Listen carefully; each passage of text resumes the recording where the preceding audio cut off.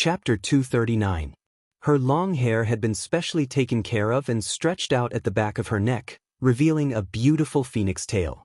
The light yellow shirt was a perfect foil to her snow-white skin, and the tailored bright silver suit jacket made her look both serious as an office lady and fashionable as an urban woman. It had been a long time since they last met, but Lu Xiaoga still had that kind of cold and callous expression on his face. It seemed that he kept a very far distance from everyone. "I heard that you took 3 days off?" Lu Xiaoga looked at Fang Yan sitting across from her and took the initiative to ask. "I'm not feeling well," Fang Yan said. After Qin Tian was taken away, Fang Yan rushed back in the rain. The bullet didn't stay in the body, and it didn't go through the vital parts. Fang Yingying and Fang Haohan both knew some treatment and bandaging methods. After being tossed around by them, Fang Yan quickly fell into a deep sleep. Fang Yan woke up in the morning the next day, but he was only 1 hour later than when he woke up at 6 in the morning to practice his stance.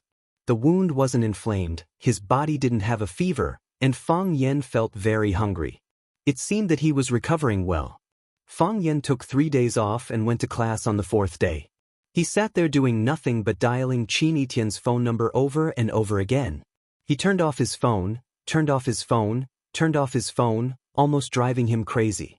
Therefore, he handed this task to the unemployed Fang Yingying and Fang Haohan and went to class as usual. After entering the state of work, Fang Yan's restless heart calmed down. This was the state he wanted. The war was imminent, and he needed to keep his body strong and his heart calm. Unfortunately, after he and Qin Tian were shot at the same time, these two things were far away from him.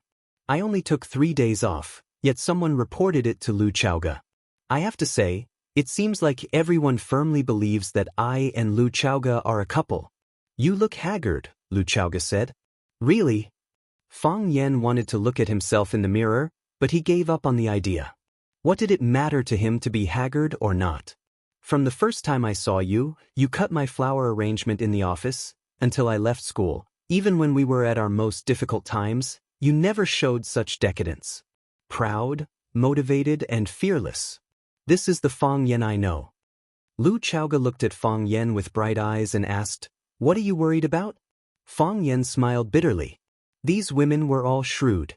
Do you still want people to live? Let's not talk about me anymore." Fang Yan wanted to change the topic. "How are the preparations for your company? Chaoyan Technology is progressing very well.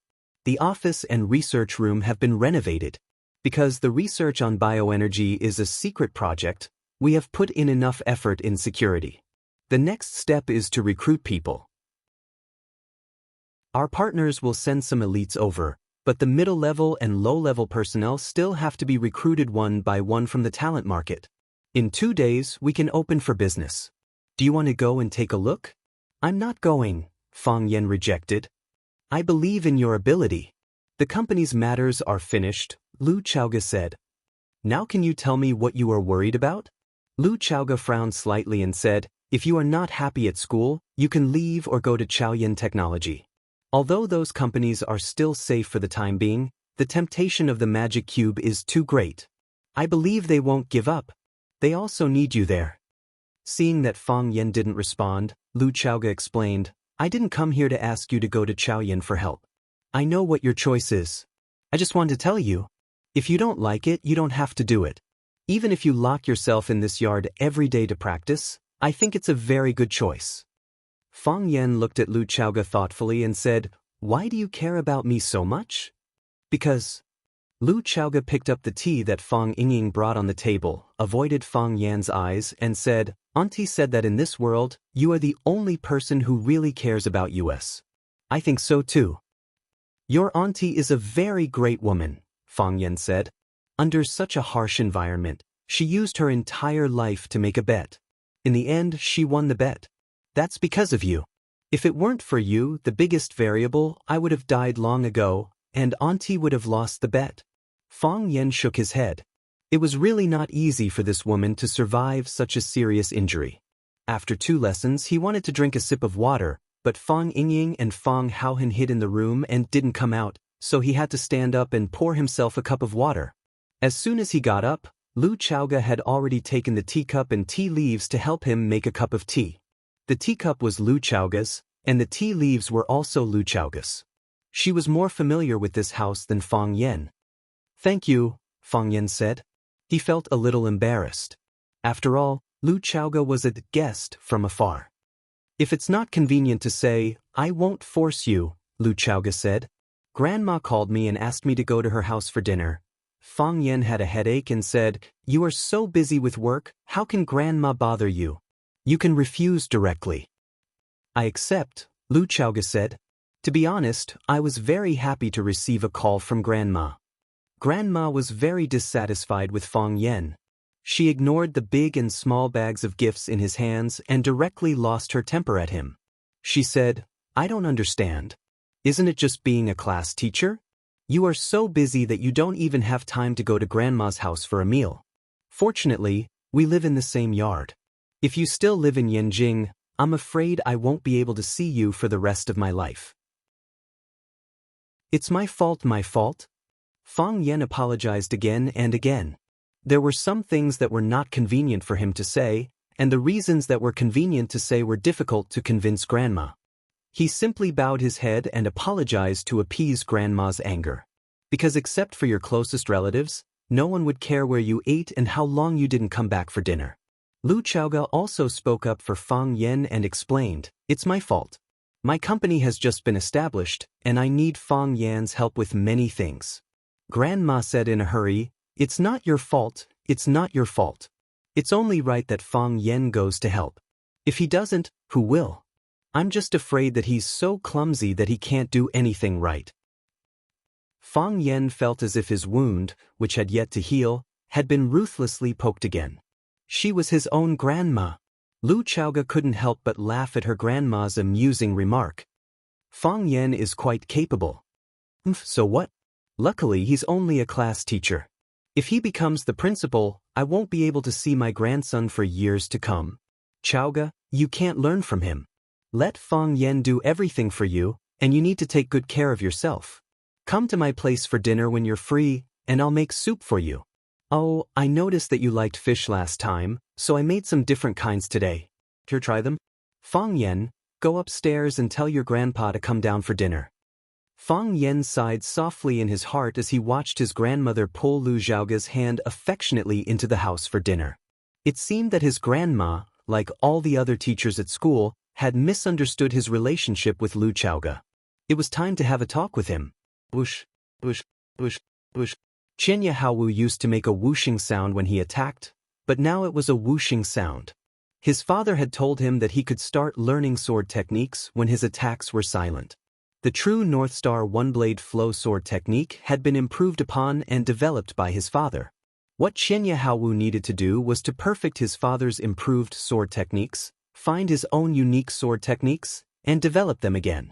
Xianxia Haowu would inherit the honor of the light of the North Star. He was grateful to his father for bringing him to Wuxia. Stepping on this fertile land and feeling Fang Yan's existence at such a close distance, he was filled with passion and inspiration. His only hope, was that he did not die under his father's sword when his sword Dao reached great accomplishment. Xianxia Haowu stood under the osmanthus tree in the courtyard. The osmanthus flowers had bloomed, but the leaves on the tree were still green. "Not in good condition?" Xianxia Haowu said with a smile. "If it's because the battle is approaching, such an opponent won't be able to withstand a single blow." Xianxia Haowu stood behind her father and held his favorite teapot. She said, "Father, if that's the case, can we postpone the date of the battle? Just as you said, an opponent who isn't in his best condition can't be my father's opponent. If teacher Fang Yan was given more time, he might have performed better. If we postpone the battle this time, he'll think he's lucky." Xianxia Haowu said. "The people of Wuxia often say that the first spurt of energy will weaken, and the third will be exhausted. I need him to perform his best under high pressure. Only then will I be interested in fighting him. Father, will you kill Fang Yan Haowu?" Xianxia Haowu asked worriedly. Xianxia Haowu glanced at his daughter and said with a smile, "It's late. Go back to sleep." He took the teapot from Xianxia Haowu and walked past Xianxia Haowu, who was still stabbing his sword with all his might. He said, "Entertain my guest." Hearing that, Xianxia Haowu immediately followed his father outside with his sword in hand. In the long and narrow alley, a black figure stood tall and straight. Seeing two figures, one tall and one short, walking toward him from afar, his eyes turned cold, and he tightened his grip on his sword. Xianxia Haowu stopped and looked at the black shadow. He asked in a deep voice, "Do you want to challenge him?" Chapter 240. His eyes were sharp, his expression was cold, and he was wearing a black shirt. His head was slightly lowered. He didn't look at Chiba Baryoku, but at the ground under his feet. He was holding a simple and unadorned long sword in his hand, looking like a peerless master. You could think of him as a young version of Yi Guqing or a black-clothed version of Shimenchueishue. That is, if you ignored his round figure. Just, "I want to challenge you," Fang Yingying said proudly. "Raise your head," Chiba Baryoku said. "What's wrong with this challenger? You always have your head down. You have to let people see what you look like and see if you're worthy of my sword." "No," Fang Yingying said with a tough attitude. If he said no, he wouldn't. There was no room for discussion. "Why is that?" Chiba Shinobu's curiosity was piqued. Could it be that this was a new fighting method that had just become popular in Wuxia? Chiba Baryoku had such a good habit. He was knowledgeable and greedy for novelty. No matter what kind of fighting method or skill it was, he was willing to appreciate it. Discard the dregs and take the essence. In the end, he took those things for himself. He gathered the strengths of hundreds of schools and achieved the glory of the God of Swords. No reason. Just think of it as my neck sprained. Fang Yingying said. He didn't want to raise his head. Because he heard from Junior Martial Uncle that when he saw Chiba Baryoku, he had a feeling that he couldn't make a move. Since even Junior Martial Uncle couldn't make a move when he saw this old monster, he couldn't make a move. Fang Yingying thought hard and finally found a way to deal with Chiba Baryoku. "I won't look at you. I won't even look at you. Naturally, I can make a move, right?" Fang Yingying felt that he was too King smart. Chiba of the army stared at Fang Yingying and looked a little dispirited. He took a sip of tea from the small teapot and said, "I was looking forward to a battle, but I didn't expect it to be two naughty kids. Come out, my little friend." Fang Haohen, who was also dressed in black, walked out from the corner of the courtyard. He angrily said to Fang Ying, "He called me little friend. How am I small? Don't stop me, I want to fight to the death with him." After Fang Yingying came out, Qing Yin, who was dressed in black and had his entire head covered in a hat, also walked out from the shadows. He had been monitoring Fang Haohen all this while, but this guy didn't make any strange movements, so he didn't act rashly. After all, this was Wuxia, and they still had some scruples. If someone dared to pry into the Sword God's family's privacy in the East Ocean, they would have been beheaded by him. Qing Yin walked up to Chiba of the army and said in the East Ocean language, "I've searched, and there are no suspicious people around." Fang Yingying was very dissatisfied with Fang Haohen's attitude. He said, "Fang Haohen, I'm now in a state of battle, pouring qi into my dandan and becoming one with my sword. Don't you know that talking to me at this time will affect my fighting qi? What's more annoying is that you actually came to tell me a joke." Fang Haohen felt very wronged and said, "I'm not joking." Chiba of the army was really speechless at these two challengers. He said, "Please go back. You are no match for me." He didn't sense any dangerous aura from them, and he didn't even have the mood to fight. When he had just become famous, such challengers would come to him every day. There were at least 800 if not 1,000. Later, when he became more and more famous, those people suddenly disappeared. He didn't expect that not long after he arrived in Wuxia, there would be people from Wuxia coming to challenge him, and opponents of this level. It was extremely boring. Clang. Fang Yingying nimbly pulled out the long sword in his hand and still didn't look at Chiba of the army's eyes. He said, "Let's begin. I'm going to cut you down with my sword and establish my undefeated reputation." Qing Yin was angry and said to Chiba of the army in a deep voice, "Master, Qing Yin requests to fight." "Forget it," Chiba of the army said. He knew Qing Yin's way of doing things. If he allowed him to fight, he was afraid that neither of these two kids would go back. Killing people here was a big taboo, and there was no need to be angry over a few kids. Chiba of the army held the small teapot and turned back leisurely. Fang Yingying and Fang Haohen were a little dumbfounded. Chiba of the army didn't want to fight them? Hero, what should we do? Fang Haohen said anxiously. If he doesn't fight you, how can I film? How do I know? Fang Yingying said impatiently. Fang Yan was injured, and the bullet passed through his body. Although there was no danger to his life, and it wouldn't even affect Fang Yan's normal work and teaching students. However, Fang Yingying and Fang Haohen, who were both from martial arts families, understood that this was a very fatal thing for a duelist who was about to fight with a master. This bullet didn't take Fang Yan's life, but it drained the blood in his body.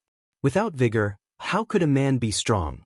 Of course, if the one fighting with Fang Yan was at the level of Fang Yingying and Fang Haohen, Fang Yingying and Fang Haohen wouldn't be worried at all. They were very clear that even now, they couldn't beat Junior Martial Uncle. However, the one fighting with Junior Martial Uncle turned out to be a master who had entered the cliff wall stage. Ah, the cliff wall stage, such a strong person, I'm afraid you wouldn't see one in your lifetime. In this case, the impact of the bullet on Fang Yan was enough. Without a peaceful state of mind and a healthy body, without full spirit, without high fighting spirit, without a strong desire to live, how could Fang Yan win? Fang Yan's wound was bandaged by Fang Yingying and Fang Haohen, and they were also diligent in changing the dressing. Fang Yingying had unintentionally probed, since the injury was so serious, could the duel be postponed or simply cancelled? Fang Yan shook his head, saying that it couldn't be cancelled, nor could it be postponed. Fang Haohen said that they might as well not go. Would he run to the school to hurt people?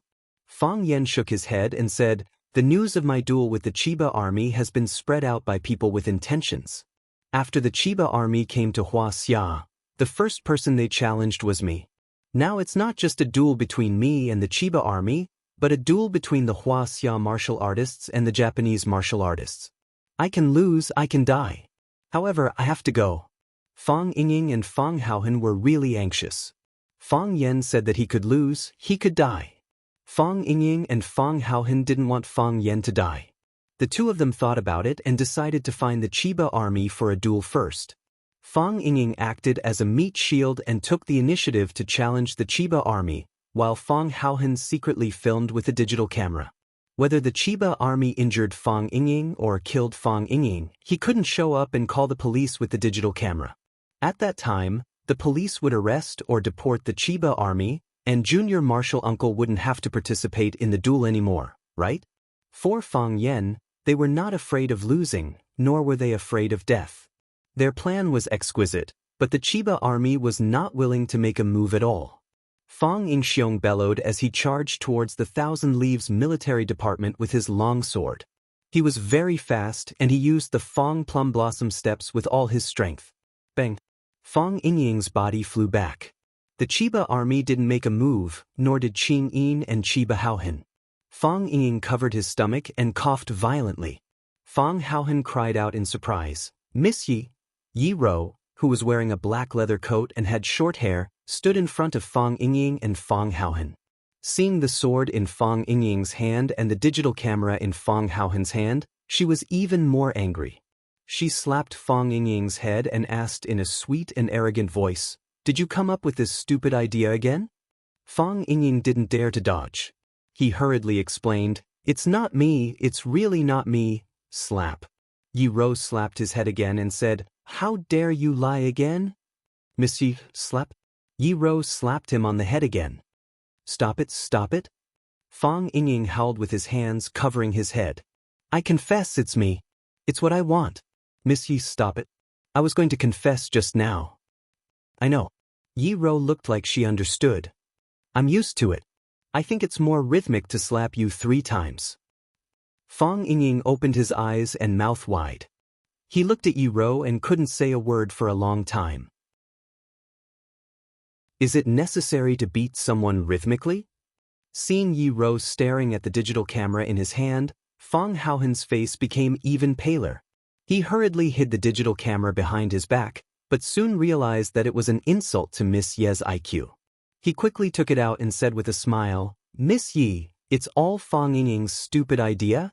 In fact, I don't agree with it. I strongly opposed it, but he threatened me with force. So, I could only follow him to this side." Bang! Before Fang Haohen finished his words, his body flew out. Yi Rou clapped her hands and said coldly, "Although Fang Yingying's idea is a bit stupid and he looks a bit wretched, at least he has a good mind. The Fang family raised you and taught you, but you are not even willing to make this sacrifice. Instead, you drag others down and betray your friends. If we weren't in front of outsiders, I would beat you to death." Fang Yingying nodded again and again, smiling so much that his eyes couldn't be seen. Yi Rou waved her hand and said, "Get out. Don't let me see you again." Fang Haohen climbed up from the ground and ran to Fang Yingying, saying, "Hero, she asked us to get out. This is an insult to us. Should we be angry?" Fang Yingying slapped Fang Haohen's head and scolded, "What's the use of being angry?" Influenced by Yi Rou, Fang Yingying also liked this kind of movement of slapping people's heads. Needless to say, there was indeed a sense of rhythm when he smoked. It was very satisfying. Fang Haohen thought it was right and said, "Then I won't be angry." Chapter 241. Fang Yingxiong and Fang Haohen didn't leave. They knew that although Yi Rou was a fierce woman who would beat people up at the slightest provocation, she didn't come to the Ministry of War alone to have tea and chat with them. Based on Fang Yingxiong and Fang Haohen's low IQ, they guessed that she might have the same goal as them. She wanted to drive the Chiba military division out of China so that Fang Yan wouldn't have the chance to fight with them. Thinking of this, Fang Haohen had already thought of a way to please Yi Rou. He walked quickly to Miss Yi and handed her the camcorder in his hand, saying, "Miss Yi, I didn't use this thing just now. I think you might need it.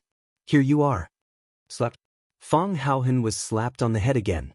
Fang Yingying had just learned the trick of slapping the head from Yi Rou, and now he was addicted to it and couldn't stop. He carefully recalled the moment when he slapped Yi Rou. When Fang Haohen was about to lose his temper, he shouted at Fang Haohen first, "Fang Haohen, you idiot! Even if you give the camcorder to Miss Yi can't use it. Who can shoot while fighting?" Fang Haohen was stunned and said, "Then what should we do?" "Idiot." Fang Yingying wanted to slap Fang Haohen's head again, but Fang Haohen dodged it first. "Of course we'll use the camcorder to shoot for Miss Yi." Fang Yingying turned to look at Yi Rou and said, "Miss Yi, do you think I'm right?" Yi Rou's eyebrows twitched as she clenched her fists.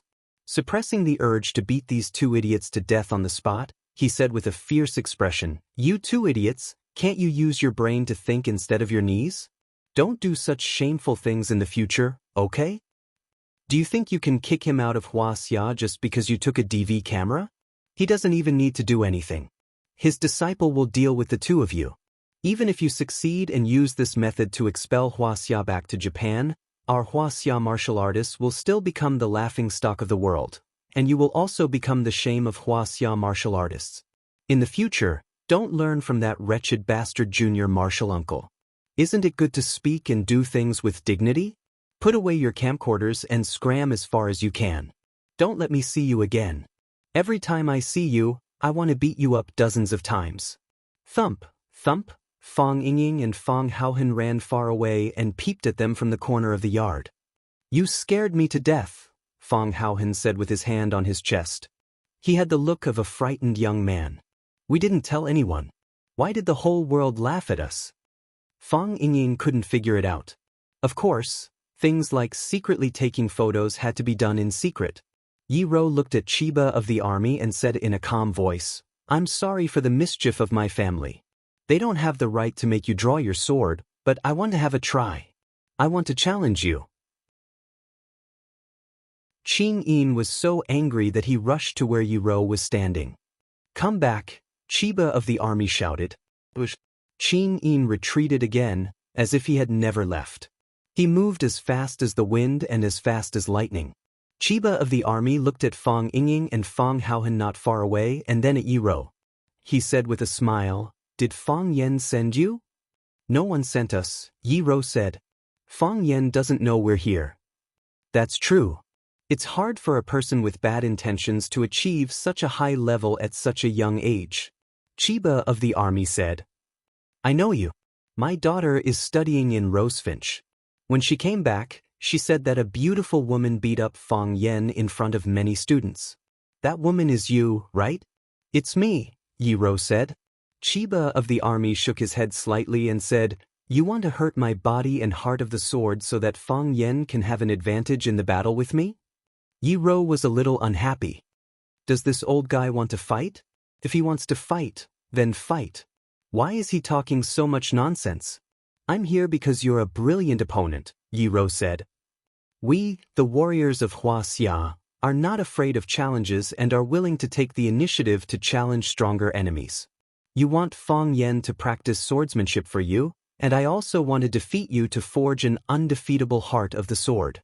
I like this answer better, Chiba of the army said.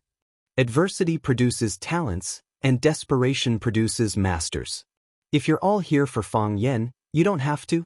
Without experiencing blood and fire, how can you have supreme cultivation and set foot on the path to the heavens? Sword, Yi Rou shouted. Fang Ying threw the sword hard, and Yi Rou caught the sword in his hand. Clang. Yi Rou quickly drew the sword, looked at Chiba of the army and said, I'll take it as a yes. Before she finished her words, she had already rushed toward Chiba of the army with a sword. Chiba of the army was excited. He liked to watch his father fight with others at such a close distance. He preferred to see his father effortlessly defeat his opponent. It was a feeling that everything was under his control. He was at ease, as though there was nothing in the world he couldn't do. This man was his father, the man he admired the most and yearned to surpass. It was a wonderful feeling. So, Qin Yin grabbed his arm, tapped the tip of his foot, and leaped backward, jumping out of the combat range. He ran in a straight line. A straight strike. Just like Yi Rou's character, there were no overly flashy moves, nor were there any illusions. She simply thrust the sword at Chiba of the army. It was also because of Yi Rou's character that she was able to achieve so much at such a young age. Those with great providence were definitely people with merit. Fang Jing was straightforward. That was Yi Rou's character. This was also the reason why Old Drunkard preferred Yi Rou over his junior brother, Fang Yen, because he felt that Fang Yen was too embarrassing. However, Chiba of the army, who was known as the god of swords of Japan, didn't slack off at all. No one knew better than him that this simple strike of Yi Rou's was not simple at all. This strike went straight for the 3 vital points and 13 important acupoints on his chest. At the same time, his facial features and even his entire head were covered in the strike. 3 flowers in 1 sword, initial success in swordsmanship. 7 flowers in 1 sword, advanced to the next level. Flower rain in the sky, Grandmaster. This was the basic common sense to evaluate a swordsman.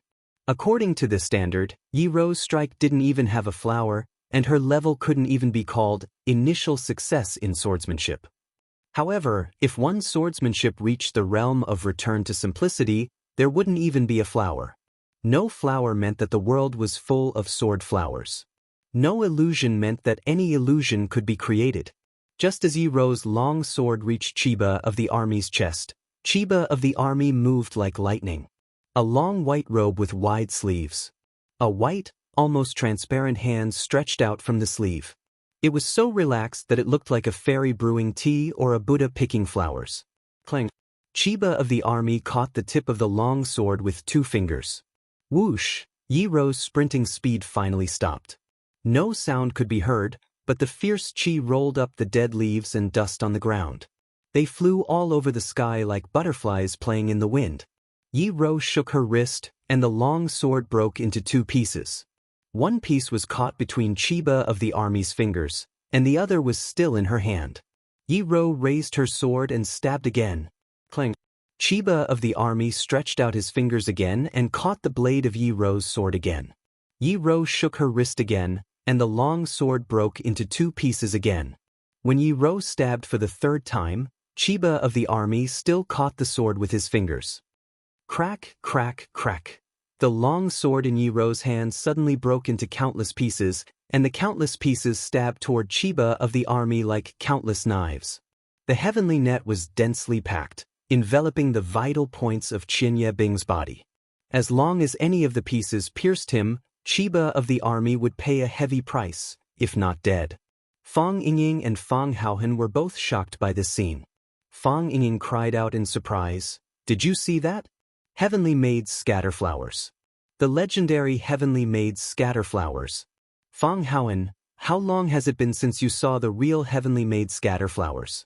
2 years ago, when Miss Yi competed with Junior Martial Uncle, she used Heavenly Maids scatter flowers on Junior Martial Uncle. Miss Ye's kung fu became more advanced. Fang Haohen, who was busy filming with the DV, said, "At that time, Junior Martial Uncle caught 13 pieces. The rest were all stuck on him." Fang Yingying thought in his heart, "I don't know how many pieces this old monster Chiba of the army can catch." Chiba of the army's eyes shone with a strange light. Beautiful. Without any external force at all, he only used his own internal strength to shatter the hard sword into pieces, and then used the air and wind to attack the enemy. It was impossible to guard against and dodge. Chiba of the army stretched out his hands, and his wide sleeves waved in the wind like silk. Clang. With a crisp sound, Chiba of the army's body became calm again. However, the countless sword pieces that Yi Ro had thrown out suddenly disappeared, as if they had never appeared. Yi Ro didn't give up. Her body was infinitely close to Chiba of the army. Using the last small part of the sword on the hilt, she fiercely stabbed Chiba of the army's chest. Chiba of the army's body jumped into the air for no reason, and when he was in the air, he waved his sleeves very naturally. Clatter! A silver light flashed, and the sky was full of stars. The pieces collected by Chiba of the army's sleeves became his killing weapons, whistling and rushing at Yi Ro. They were faster and more aggressive. Those sharp blades became an orderly saber formation, and all the sharp tips were densely aimed at Yi Ro, who was rushing at him. Yi Ro could be stabbed into mud at any time, which was extremely dangerous.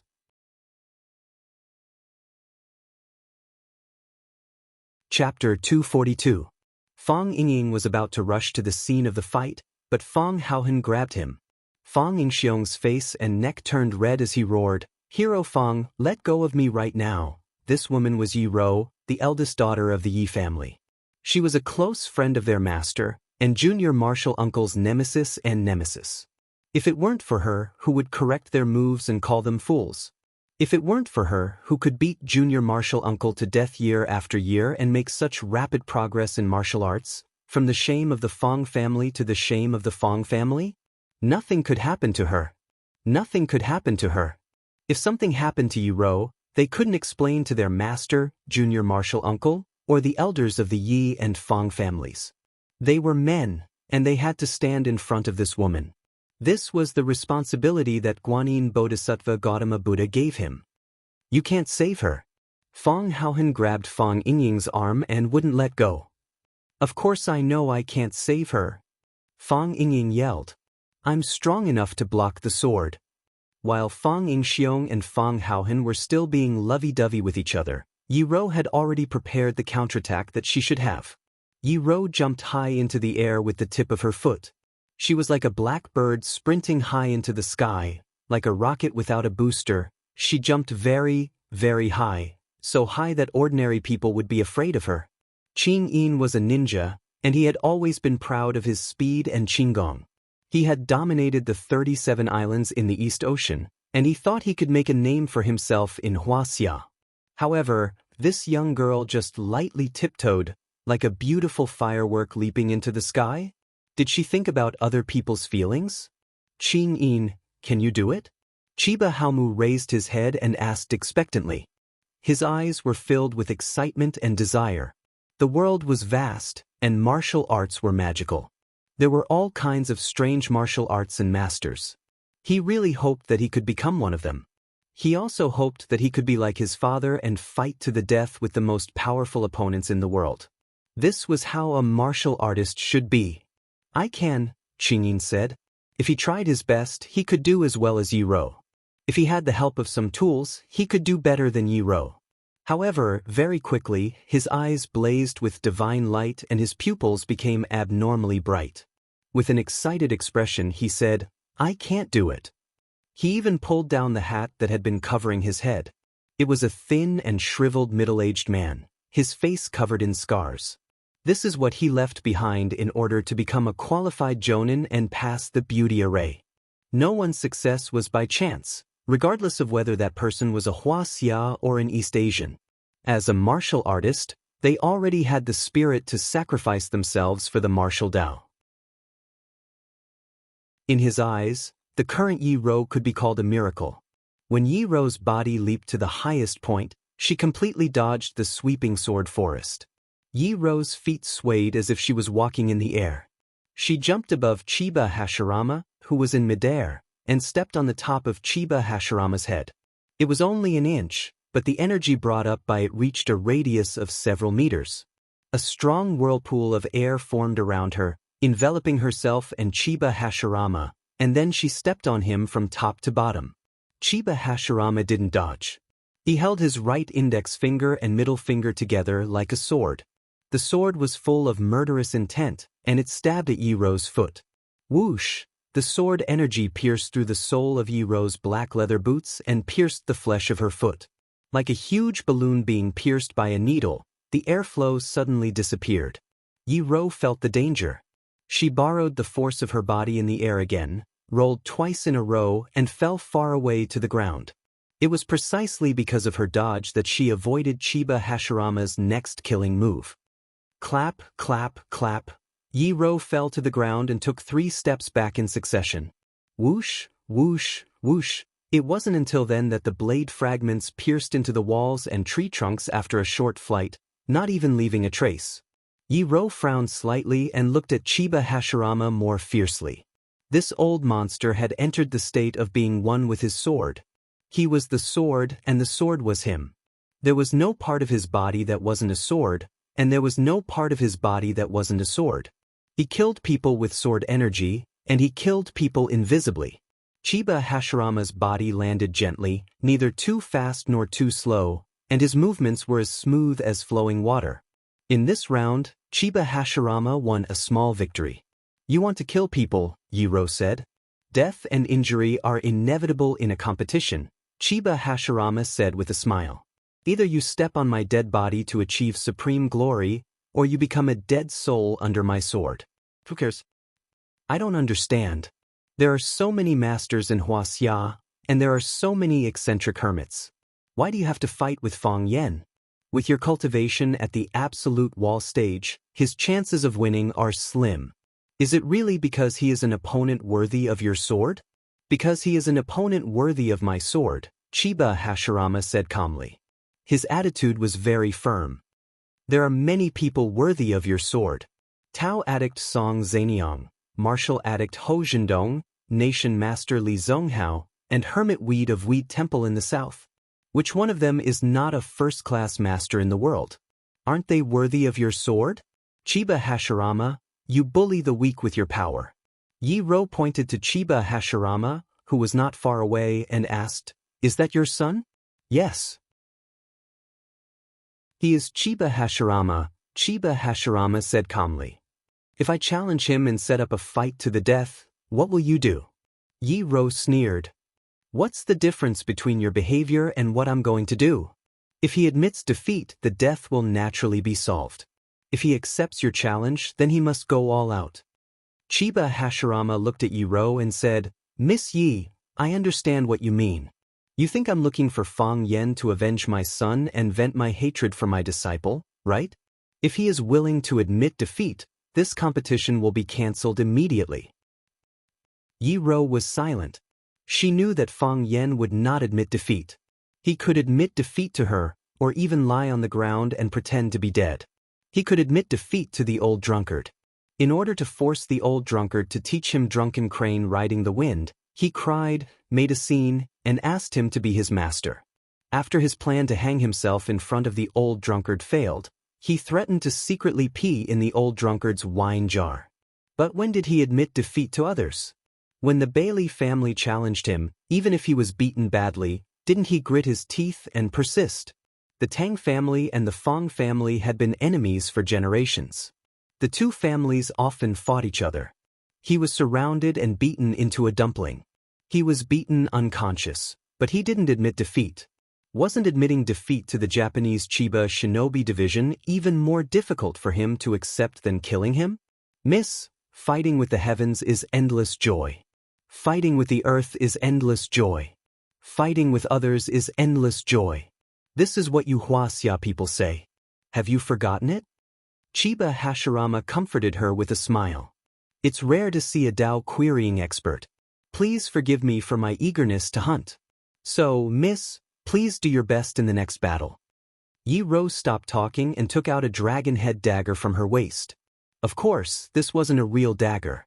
She pulled the dragon's eye with both hands, and the bright dagger flew out of the dragon's head. Between the dragon's head and the dagger was a rope with dragon scales on it. Dragon whip. Yi Rou held the dragon's head in her hand and shook her wrist. The dagger on the whip tip flew toward Chiba Hashirama not far away. The dragon scale rope was made of an unknown material. It let out a sharp dragon roar. The whip moved like a long knife or a sharp sword, cutting through the air and making a hissing sound. This time, Chiba Hashirama didn't wait for the weapon to reach him to intercept it. He stretched out his body and flew toward Yi Rou. His long hair and loose robe fluttered in the wind. He looked like an immortal descending to the mortal world. He ignored the whip tip that was aimed at the major acupoints on his chest. Even when the sharp blade came, he only flicked his finger. Clang. With a crisp sound, the dagger lost its aim and flew to the side. At this moment, he had already rushed into the inner palace and entered Yi Rou's defensive range. He slashed his palm toward Yi Rou's neck. His palm was also a sword, and the sword energy was shocking. Yi Rou shook her wrist again and pulled the dagger back, stabbing it toward Chiba Hashirama's heart from behind. At this moment, Chiba Hashirama could cut off Yi Rou's neck with his palm, but he would also be pierced by Yi Rou's dragon whip. He could either dodge or die together. This was Yi Rou's deliberate plan to hurt both sides. Chiba Hashirama looked at Yi Rou. In order to express her determination, Yi Rou closed her eyes at this critical moment. Chiba Hashirama knew that this girl was ready to sacrifice herself. When two people met on a narrow path, only the one who was not afraid of death could take advantage. Chiba Hashirama sighed softly and his figure became illusory. Clap. He slapped Yi Rou's chest. The dagger that was about to stab into his back did stab into his heart, but it went through his heart again. What the dagger stabbed was only his illusion. His movements were too fast, and even when he had already left, his body was still in the same place without any change. His body disappears, and your eyes deceive you. Puff! Yi Rou spat out a mouthful of blood and flew backward in the air.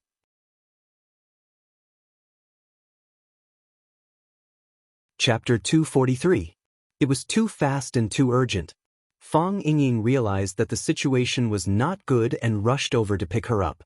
She was about to hit the ground halfway. Whether it was Qianye of the Ministry of Arms or Yi Rou, their full speed was not something that ordinary people could catch up with. Fang Ying wasn't weak, but he was still several levels below them. This had nothing to do with hard work, but talent. Some people were born to be martial arts geniuses. Bang!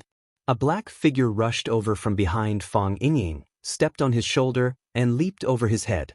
He jumped up high and caught Yi Rou's body, who had lost control of her body, and held her in his arms. A cool breeze blew, and the moonlight shone leisurely. Yi Rou opened her eyes and saw Fang Yan's worried eyes. Her beautiful eyes were instantly filled with anger, and she said angrily, "Why are you here?" "Why you here?"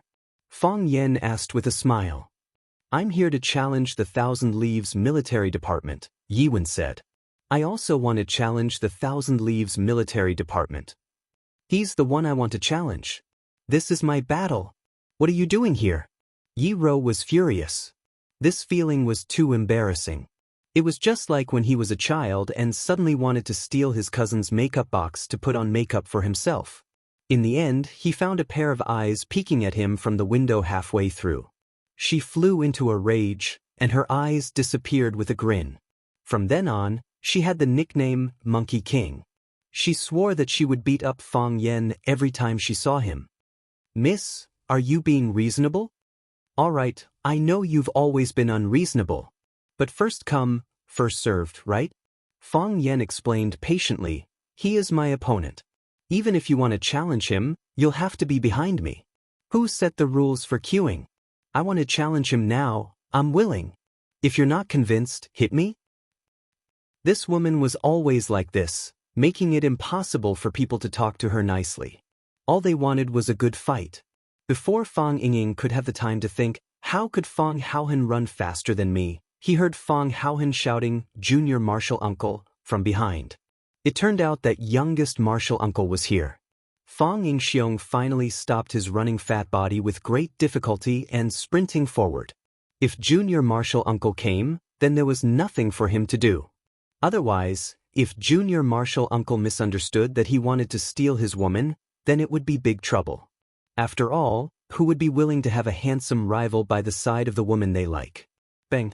Only then did Fang Yan land with Yi Ro in his arms. "Put me down," Yiwen said. "You're hurt." "Put me down." Yi Ro became even more domineering. Ignoring him, Fang Yan looked at Chiba Baryoshi and said, "My wife and children are immature and have caused you trouble. I'm sorry. I'm afraid of losing and death, but I'm most afraid of retreating. I'll be there on time for the Battle of One Sword Peak. Don't worry." Fang Yan smiled at Chiba Baryoshi and walked back with Yi Ro in his arms. Fang Ying and Fang Haohen looked at each other and followed him cautiously. Chiba Baryoshi stood there, looking at the backs of Fang Yan and the others with a worried expression. Chiba Baryoshi and Qin Yin walked over, and Chiba Baryoshi said happily, "Father, you won again." Yes, his father won again. He had won countless times since he was old enough to understand things. He had witnessed some of the battles with his own eyes, but most of the battles had become stories and legends. His father was the sword god of Japan, a figure deified by Japanese warriors. Winning was a habit for him. So was Chiba Baryoshi. Chiba Baryoshi didn't respond. He just stood quietly in the cool breeze under the moonlight. "What are you worried about, Master?" Qin Yin asked. Chiba Baryoshi was still a child after all, and Qin Yin was more mature and sharper. "I won, and Japan lost," Chiba Baryoshi said. "How can one person's victory offset the loss of a country?" "Father, Master," Chiba Baryoshi and Qin Yin were confused. They didn't know why Chiba Baryoshi said that. If he won, it meant that Japan had won. Because he was the pride of Japan, one of the representatives of Japanese warriors. How could the Japanese have lost? "In Japan, they call me the sword god. Everywhere I go, they worship me," Chiba Baryoshi said in a low voice. He didn't feel very proud because of this.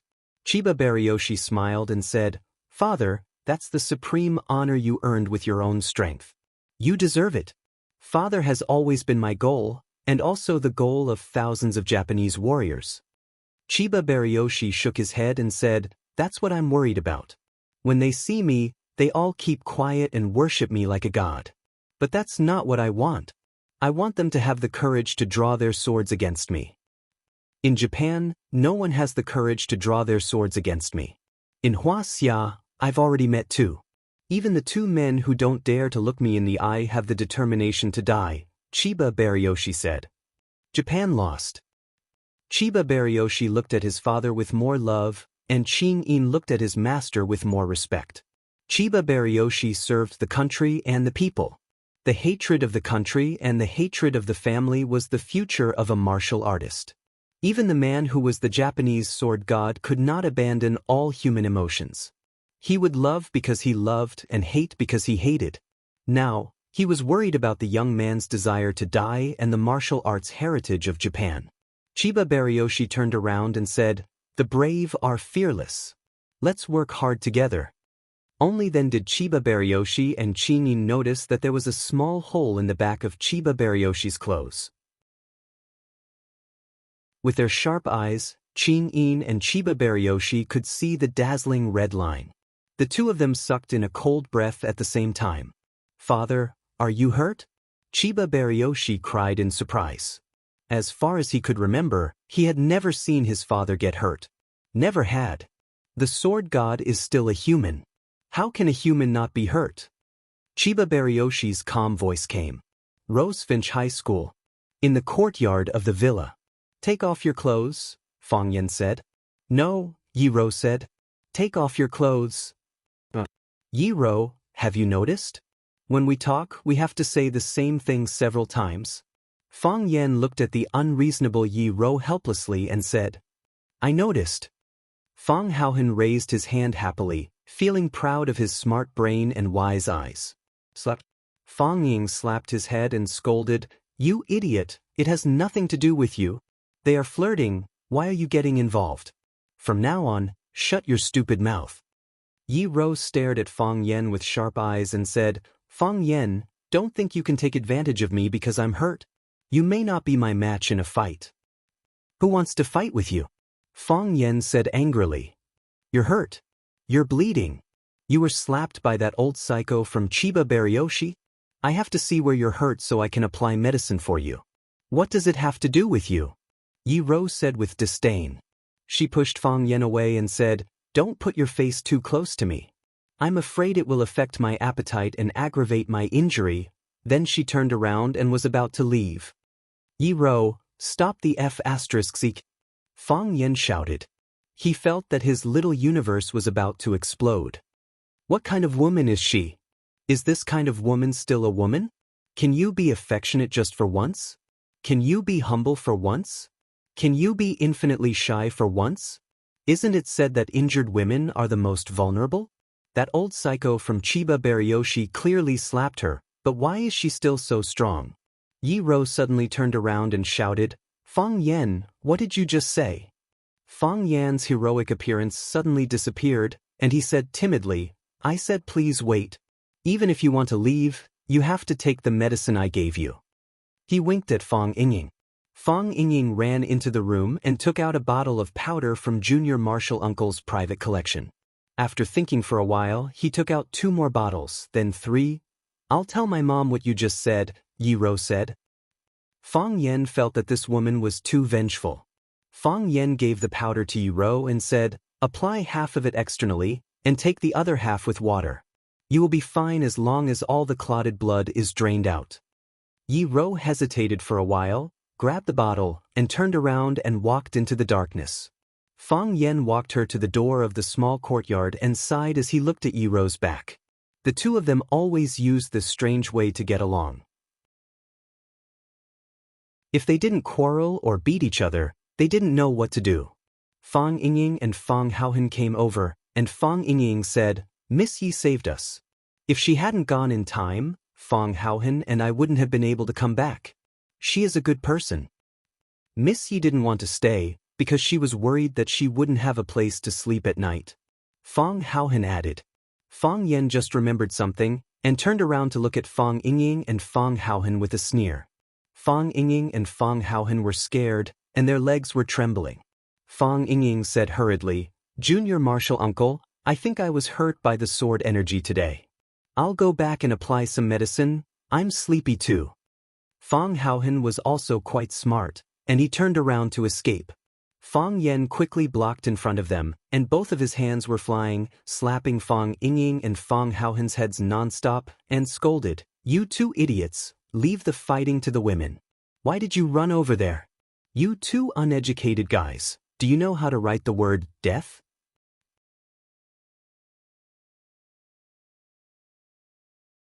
Chapter 244. Junior Marshal Uncle, don't fight. You can't fight anymore. Fang Yingying yelled while covering his head. You just called me an idiot. If I continue to fight now, I'll be a retard. If I had known earlier, I would have fought with the old monster of the Chiba army. Even if I was killed by him with a sword, I would still be proud if I died like this. Fang Yan sneered and said, You want to fight with the Chiba army with your mediocre skills? Others are fighting with their lives, but you're going to die. You just want to say that Miss Yi is better than us. Fang Yingying said anxiously. After saying that, he immediately realized what a stupid thing he had said. He hurriedly said, Of course, your way of thinking is completely correct. Who is Miss Yi? She is a first-class master in Wuxia. She is invincible in the world. Except for junior martial uncle, who can last 3 rounds with her. Fang Yan was too lazy to fight these 2 rascals anymore. He asked Fang Haohen to get water for him to wash his hands.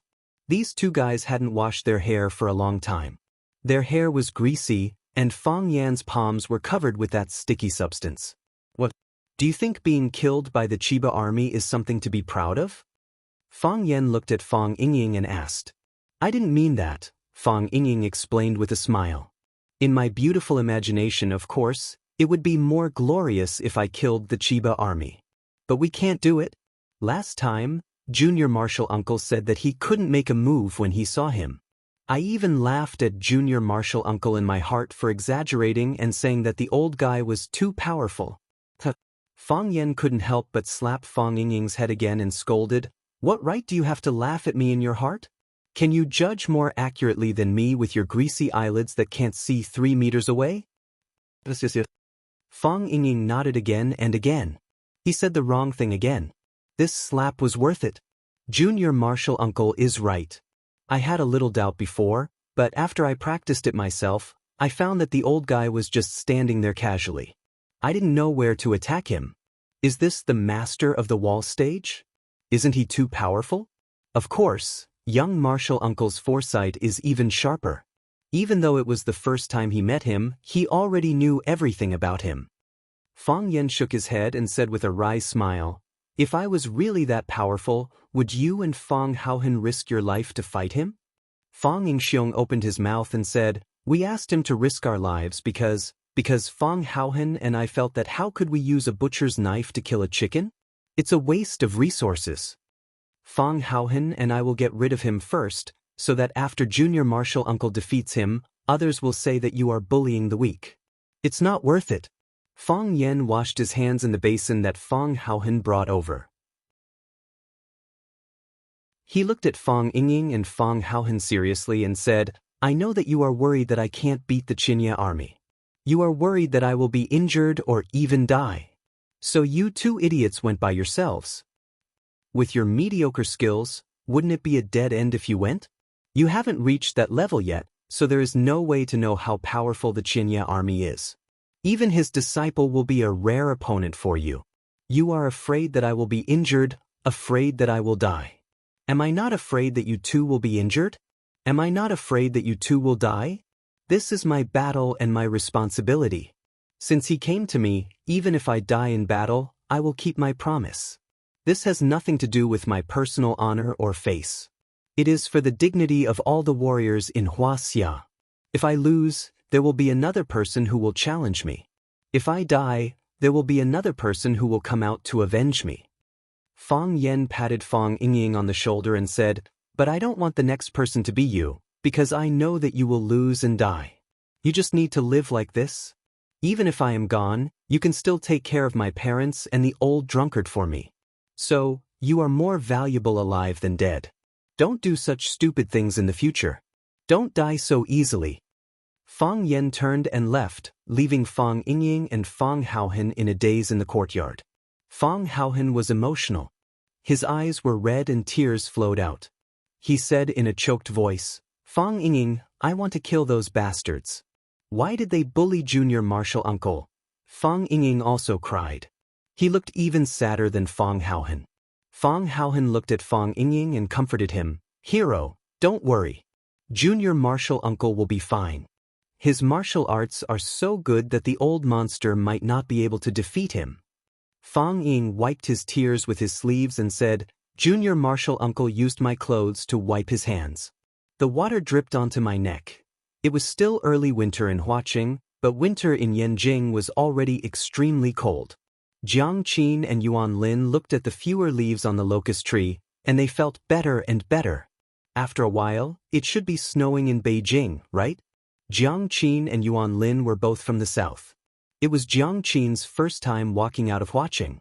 Yuan Lin spent most of her time in Huaqing, apart from occasionally accompanying her parents to the north in spring and autumn. So, the 2 of them had actually never seen real snow. So, They had been looking forward to the arrival of the first snow of the year. They were looking forward to making snowmen in the snow, having snowball fights, and even hugging the person they liked in the snow. Jiang Qin was wearing a white training suit, while Wang Lin was wearing a black one. The slim and soft training suit outlined the girl's figure extremely well, causing the two boys next to them to keep peeking at them. The two boys were Jiang Qin and Yuan Lin's classmates, and they could be regarded as fellow apprentices. After Mao Xianping, who became famous after successfully training Xia Tian, retired from the music academy, he specially took a practice room in the school to train his disciples. Before Xia Tian sent Jiang Qin and Yuan Lin here, there were already two guys who were one step ahead of him. The tall and thin guy was called Guanu, the son of the famous domestic film and television star, Gu Qingyun. He inherited the excellent genes of his parents and was very handsome. The other boy, who looked very gentle and elegant with glasses, was called Huang Yida. He usually looked very low-key, but he always had a superior arrogance. No one knew what his family background was. An old man with slicked back hair was lying on a chair with his eyes slightly closed, looking like he was about to fall asleep. Jiang Qin's body was sitting in front of a guzheng, his body slightly leaning forward, his fingers gently fiddling with the guzheng. The sound of the guzheng was clear and pleasant. "Stop!" Mao Xianping suddenly opened his eyes and shouted loudly. Jiang Qin quickly stopped and looked at Mr. Mao Xianping helplessly. She knew that she had played something wrong again. Mr. Mao Xianping was very strict with his apprentices, and he treated Jiang Qin and Yuan Lin equally. He did not care about their feelings when he reprimanded them. "Jiang Qin, do you know where you went wrong?" Mao Xianping jumped up from the chair, walked to Jiang Qin and asked. Jiang Qin thought for a moment and said, "Teacher, I don't know." If you said you didn't know, the teacher would be angry. If you answered wrong, the teacher would be even angrier. Therefore, Jiang Qin chose an answer that would not make the teacher angry. "What song did you play?" "Zen Heart of Clouds and Water." "What is Zen Heart of Clouds and Water?" The sound of the guzheng was like the gurgling of water, the sparse shadow of the bamboo forest, and the reflection of the spring stone. From the sound of the guzheng, we need to understand the great Buddha Dharma and great freedom. I know that you are a new student, so I don't ask you to play the great Buddha Dharma and great freedom. But tell me, where are your clouds? Where is the water? There are no clouds and no water. How can it be called Zen Heart of Clouds and Water? Jiang Qin looked ashamed and said, "Mr. Mao, I'm sorry. I was too anxious." Mao Xuanping's face softened a little and he shouted, "Guanu, give us a demonstration." Guanu walked to Jiang Qin and said with a smile, "Mr. Mao, don't be angry. Junior sister has just come here, and it's already very good for her to achieve such a result. When I first came here, I was not as good as them. At that time, you were so angry that you hit me with a stick. Have you forgotten?" Guanu looked at Jiang Qin again and said, "Junior sister, don't be nervous. The teacher is strict with you because he has too high expectations for you. If it were an ordinary student, it would be very good if he could learn the skill of plucking and know the whole music score in this period of time. How dare I ask him to play a complete song?" Jiang Qin was very grateful to Guanu for helping her out. She gave the chair to Guanu and said with a smile, "Thank you." Guanu smiled and sat down in front of the guzheng. After adjusting the rhythm of his heart, he gently exhaled a mouthful of turbid qi, and then his fingers gently stroked the strings of the guzheng, and a beautiful tone jumped out. It had to be said that Guanu was indeed a bit talented in guzheng. The room was very quiet, and everyone was listening carefully. You could see the clouds and water, see the harmony of the clouds and water, and hear the solemn Buddha voice. At the end of the song, everyone applauded warmly. Bao Xianping pointed to Guanu and said, "There are some flaws. Clouds and water flow slowly, not too fast. If you use too much force, it will not be beautiful." Guanu quickly stood up and said gratefully, "Thank you for your teaching." Bao Xianping looked at Jiang Qin and asked, "Do you understand?" "Understood." Jiang Qin nodded. Mao Xianping was very satisfied with his disciple's studious attitude and said, "It's good that you understand. The ancients pay attention to having a well-thought-out plan. If you have wind and clouds in your heart, then the music you play will be able to create a storm. You are very talented, and I hope you can go further on this path. Thank you, teacher. Jiang Qin sincerely thanked him. Mao Xianping waved his hand and said, "Okay, go eat." After Mao Xianping left, the students began to pack up their things and went to the bathroom to take a shower and change their clothes. When Jiang Qin and Yuan Lin changed into sweaters and down jackets and walked out, Guanyu and Huang Yida were already waiting at the door. Guanyu stood up and took the initiative to greet the two girls. He said, "I just discussed with Ida. Although we are brothers and sisters, we haven't even had a chance to have a meal together after being together for so long. Teacher must be very sad if he knows that our relationship is so estranged. It's me and Ida who didn't do a good job. Two little sisters, how about giving me some face and having a meal together today?"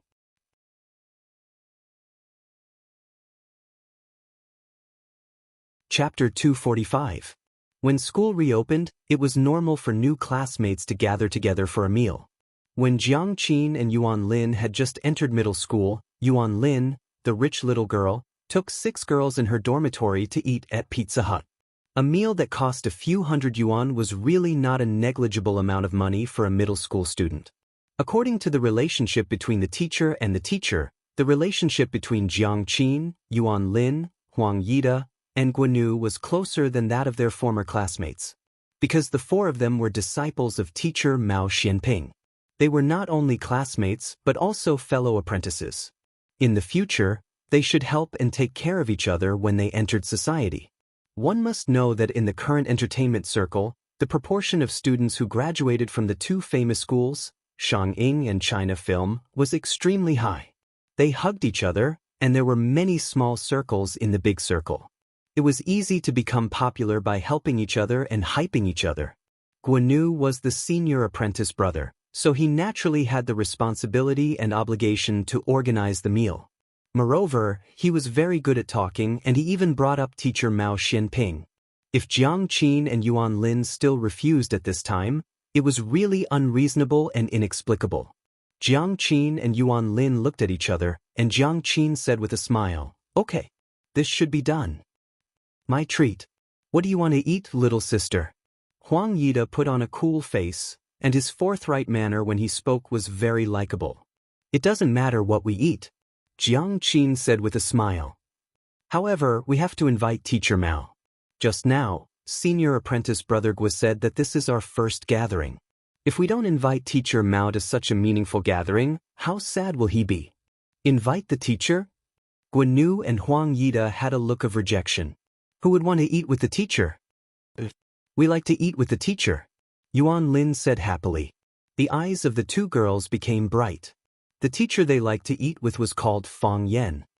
"I'll make the call." After Jiang Qin said that, he took out his phone from his pocket and dialed Mao Xianping's number. Mao Xianping had just separated from his students. He was a little surprised to receive a call from Jiang Qin. Jiang Qin and Yuan Lin were recommended by Xiachen. He valued Xiachen a lot, and he valued Jiang Qin and Yuan Lin as well. After listening to Jiang Qin's words, Mao Xianping smiled and thanked him, but he still refused the students' invitation to dinner. He was a very famous musician in the country and had endless social engagements every day. Tonight's dinner had been arranged a week ago. After hanging up the phone, Jiang Qin put his mobile phone into his small bag. He looked at Guanyu and said, "Senior brother Gua, teacher Mao has no time tonight. Ask us out next time. Then let's eat first." Guanyu looked regretful, but he was overjoyed in his heart. "That's not good," said Jiang Qin. "Since teacher Mao said next time, let's wait until next time. Yuan Lin and I are going to meet a friend. We made an appointment in advance." Yuan Lin nodded repeatedly. "Senior brothers, I'm sorry." The 2 girls jumped away. Guanyu and Huang Yida stood in the same place and looked at their backs in a daze. "What a smart little girl," Guanyu said with a smile. "She's young, but she has a lot of ideas. She refused us and left us speechless. This is treating us like wolves." Huang Yida said with a bad face, "Teacher Mao doesn't have time, but they don't have time? Teacher Mao isn't here, And they don't even have the guts to have a meal with us? Guanyu looked at Huang Xianping with a smile and said, "Are you a wolf?" "What about you?" Huang Yida asked. "The revolution has not yet succeeded. Comrades still need to work hard." The two waved their hands and walked in opposite directions, one on the left and one on the right. Dead leaves fell, and a thick layer of leaves piled up on the ground.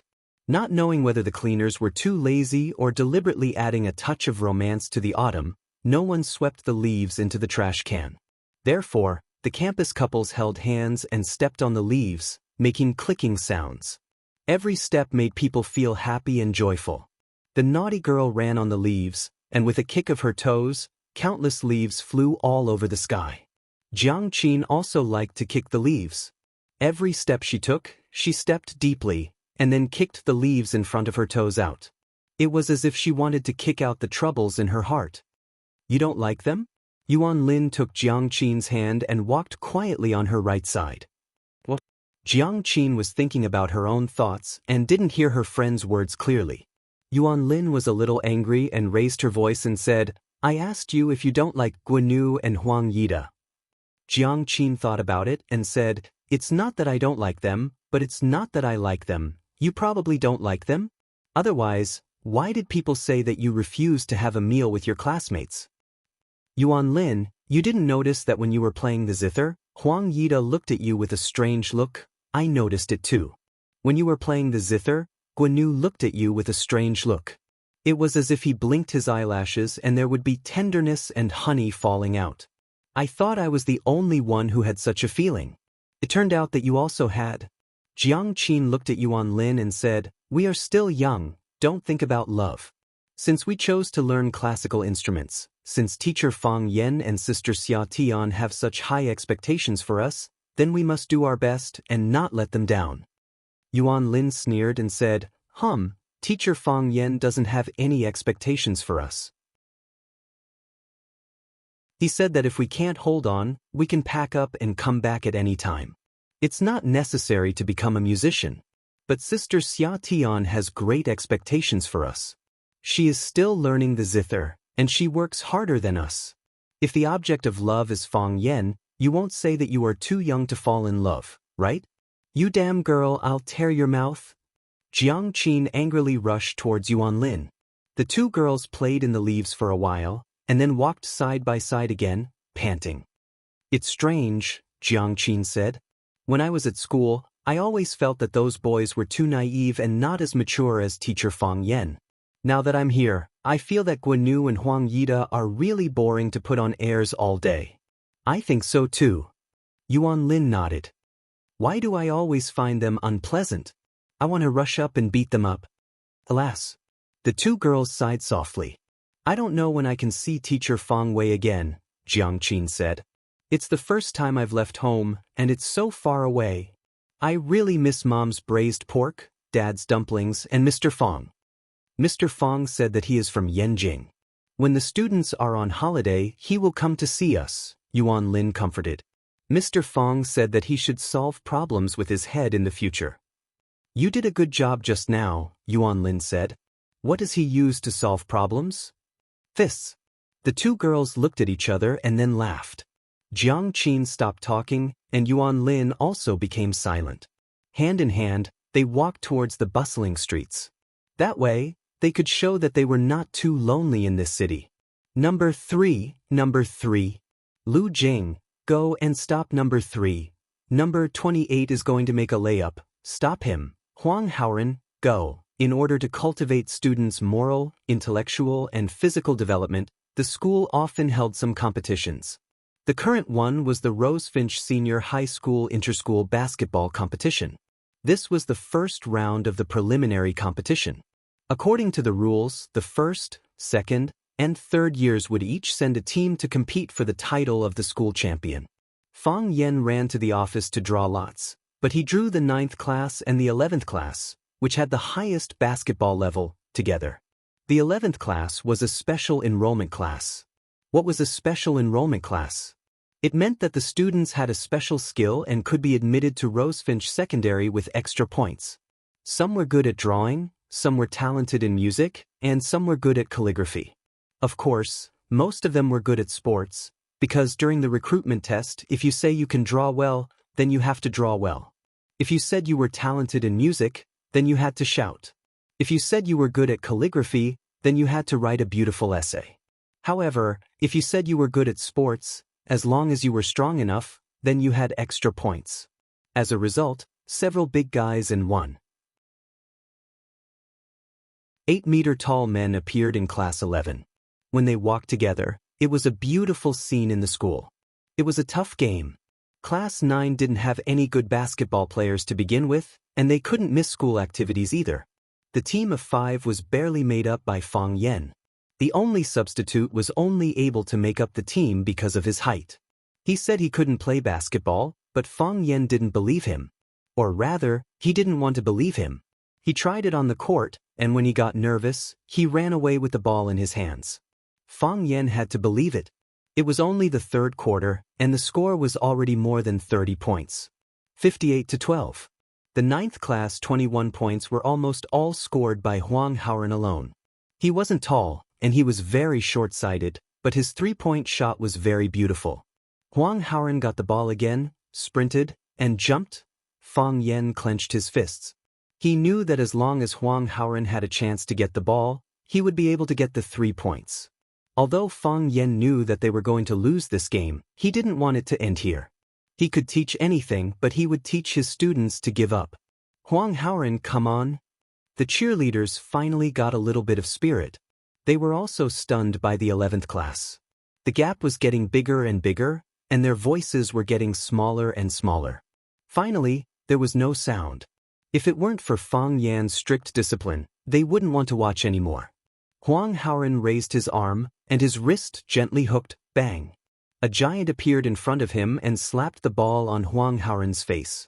But Huang Haoren's body fell on the solid concrete floor, and he didn't move.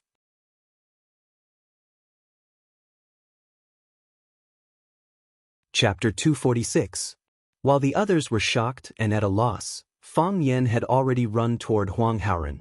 He didn't casually carry Huang Haoren's body. He just squatted down and shouted, "Huang Haoren! Huang Haoren!" Huang Haoren finally opened his eyes. With a painful expression on his face, he said, "Teacher, he broke the rules." He wanted to raise his right hand to show Fang Yan, but he couldn't lift it. His back hurt badly, as if his spine was about to break. Fang Yan didn't need to lift it up to see that Huang Haoren's right hand was purple and red. Even his wrist was swollen. Obviously, the guy slapped the back of Huang Haoren's hand. Because he used too much force, Huang Haoren's wrist couldn't bear the heavy pressure and sprained it when he fell to the ground. "He's bleeding, he's bleeding."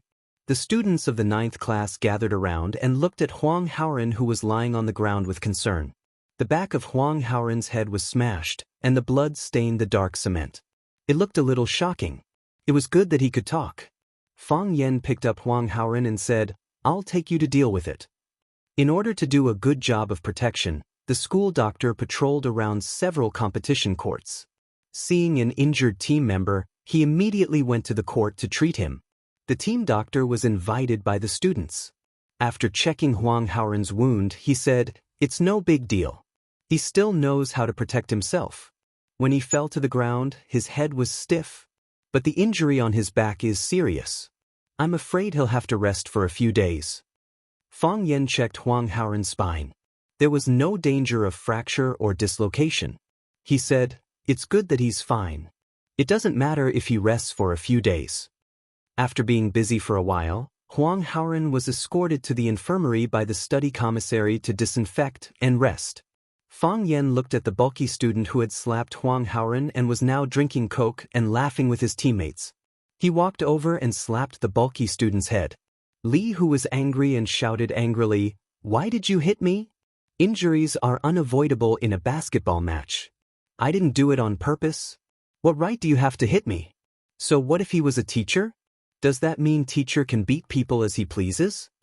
Tiger Li's teammates were also very angry. A few big guys surrounded Fang Yan in the middle. If there was any disagreement, they would press him down in the middle and give him a beating. Science and technology were getting more and more advanced, but the reverence students had for their teachers and knowledge was getting weaker and weaker. In this day and age, if you dared to run in front of any student and say, "Teacher for a day, father for life," they would spit apple juice at you and call you an idiot. You want to be my father? It's more like I am your father. Fang Yan's face was very calm. He looked at Tiger Li and said, "I hit your head, not because you injured your classmate. Of course, I am really angry about you breaking the rules and injuring your classmate. If you say you didn't mean it, I believe you. However, even if you are playing against each other, because of your foul, a classmate fell to the ground and got injured. Shouldn't you go over and help him up and apologize? He is not my teammate, he is your classmate, not your enemy. Even if you are standing on the same court, it doesn't mean that you are life and death enemies. Because of your foul, a classmate is lying on the ground bleeding. You are drinking Coke and joking with your classmate. Because the person lying on the ground is not you, the person who is bleeding is not you, so you can have a clear conscience and act without any scruples? I was angry and hit you because of this reason, not because you said it was an unintentional foul that caused a student to get injured. Mr. Fang, what you said is too much." A middle-aged man wearing a Rockets jersey was sitting under a tree. He was dismissive of Fang Yan's words. It is normal to get injured in a basketball game. Even in the NBA, don't big-name stars often get injured and have to have surgery? They're still kids, so it's understandable that they don't think about things as comprehensively. If you use your own standards to demand things from them and then use your identity as a teacher to beat someone up, do you believe that I'll go to the school and report that you're physically punishing students? The person who spoke was Gu Sini, the homeroom teacher of Class 11. He is also a basketball enthusiast and usually fights with people. From his outfit today, it can be seen that he should be a die-hard supporter of the Rockets. Gu Sini doesn't like Fang Yan very much. The first reason is naturally because of jealousy. They were all the homeroom teachers of the Year 1 students. Why was it that they were unknown while the newcomer, Fang Yan, stood out from the rest and his name was known by everyone in the school? Moreover, the school leaders asked Fang Yan to give a lecture to the first-year students. This is undoubtedly a slap in the face of all the first-year teachers. In the eyes of the school leaders, he is far better than the teachers. What was even more depressing was that the total score of Class 9 was not that far behind that of Class 11, but after Fang Yan's arrival, Class 1's Chinese and literature became the first in the whole grade, even surpassing Class 1, the top class. Their scores in other subjects also improved significantly, and their overall score was ranked in the top 5 in the whole school. The school leaders said at the teachers' meeting that it is not just the number of the class that is ranked at the bottom. Look at Class 9, isn't it a good example? The faces of the homeroom teachers at the back of Class 9 darkened on the spot. It is not that they don't work hard. They also want their students to be in the top 3 in the whole grade. However, how can it be so easy? When you are working hard, others are also working hard, okay? The homeroom teachers in front of Class 9 looked even more embarrassed. What does this mean? At that time, the students were divided according to their grades. Now the students at the back of the line are in front of them. Doesn't this mean that they are incompetent? At that time, Fang Yan was also sitting at the meeting, and he could feel the murderous look in everyone's eyes. The Norwegian fishing boat returned to the harbor, but the sardines caught by the fishermen were already dead. Only the sardines caught by Hans were still alive. It turned out that Hans put a few catfish, the natural enemy of the sardines, into the transport trough together with the sardines. Because catfish eat meat, the sardines became nervous after being put into the trough. In order to avoid being eaten by their natural enemy, the sardines desperately swam, thus preserving their strong vitality, so they survived. If the other teachers are compared to sardines, then Fang Yan is the catfish in the fish trough. The school leaders hope that Fang Yan can stir up the competition in the school even more, and Fang Yan does not mind being such a catfish. If every teacher thinks about how to improve the academic performance of the students will benefit in the end. This is also what Fang Yan wants to see. Gu Sini hates Fang Yan more than the other teachers, because his uncle was implicated in Fang Yan's incident and was transferred. Gu Sini's uncle, Gu Yunfan, is the logistics director of Rosefinch Secondary, which is the most lucrative position in the school. This is because when Fang Yan entered the school, he assigned Fang Yan a utility room with a leaky roof. In fact, Fang Yan really did not take this matter seriously, and he has never even seen Gu Yunfan. However, after a series of power struggles and changes in ownership, Rosefinch High is now owned by the former vice principal, Lu Chaoga. After Lu Chaoga left Rosefinch, Fang Yan became Lu Chaoga's spokesperson in the school. Moreover, there are rumors that Lu Chaoga is the mysterious woman behind Fang Yan. Therefore, Gu Yunfan's position as the logistics director is not suitable. After the school leader's research and adjustment, Gu Yunfan is now the vice chairman of the school's education committee. A position with a low level, low salary, and almost no authority. Gu Yunfan is holding back his anger in his heart and scolds Fang Yan several times at home. Gu Sini is Gu Yunfan's nephew, and he can enter Rosefinch because of Gu Yunfan's support. Without such a big backer, his heart naturally hates Fang Yan. Fang Yan feels Gu Sini's hostility towards him, but he thinks that he is too good to be pleasing to the eye. Who asked him to be the natural enemy of sardines? Fang Yan looked at Gu Sini with a serious face and said, "Teacher Gu, you can't say that. A great person said that education should start from a child, and the quality of students should be taught from an early age. This has nothing to do with the student's age, and it has a close relationship with whether he has the quality of unity and helping each other. Melt at the age of 4, and Huang Xiang at the age of 9, know how to use the fan to warm the quilt. Teacher Gu said that NBA teams often have players who get injured because of fouls and need surgery, but I have also seen players pull up players who don't belong to the same team from the ground. Can't they just pull up their classmate and say hello out of concern? If this is the case, what is the point of us working so hard to pass on knowledge to them? What is the point of such students to our society as a whole?" Hearing Fang Yan's words, the other students also echoed in agreement. Yes. This is clearly a performance of lack of quality. This is not playing basketball at all, this is beating people. Huang Haoren's hand is swollen from their beating. The students of Class 9 also gathered around. Tang Qing stood behind Li Hu. As long as Fang Yan gave him a look, he could put down this group of guys in the shortest time. Gu Sini knew that his students couldn't stand on the side of reason, so he said angrily, "Li Hu is wrong. Didn't you already teach him a lesson? Now it's a basketball game. Do you still want to play? If you want to play, quickly send someone up. If you don't play, we will win this game. Who wants to talk so much with you?" Tang Qing. Fang Yan shouted. Tang Qing responded and walked in front of Fang Yan. "You go up." Fang Yan said. "I don't want to?" Tang Qing said with a bitter face. "It's boring to play with them. Isn't this bullying? I want to win this game. Also, from now on, don't let them take a single point." Fang Yan said. "If they don't realize their mistake, I will never give this victory to them." Gu Sini sneered and said, "Basketball is a sport for 5 people. So what if Tang Qing plays well alone?"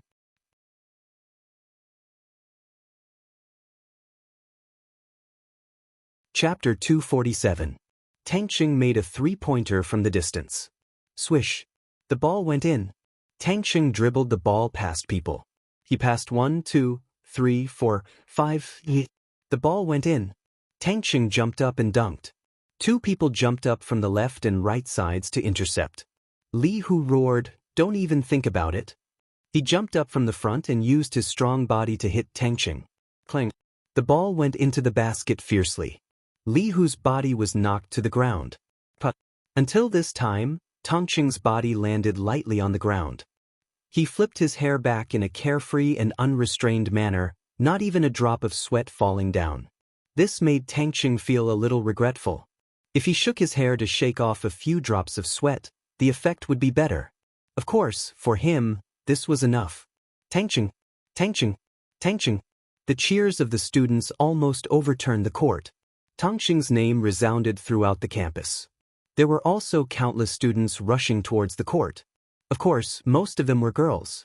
Tang Qing was originally Rosefinch's most handsome boy, but he was usually low-key. He rarely showed his talent in any aspect. Today, under the pressure of Fang Yan, he ran to play basketball. Then, the girls' blood and passion were instantly ignited. handsome facial features, strong body, extreme speed when running, elegance when dribbling the ball, dominance when doing a slam dunk. God, how could there be such a handsome boy? They fainted. The girls felt that they had difficulty breathing and lost all their strength. Tangqing was originally unwilling to play. As a warrior who practiced internal martial arts, he felt that playing basketball with these guys was bullying. This was also the reason why he was absent from this game.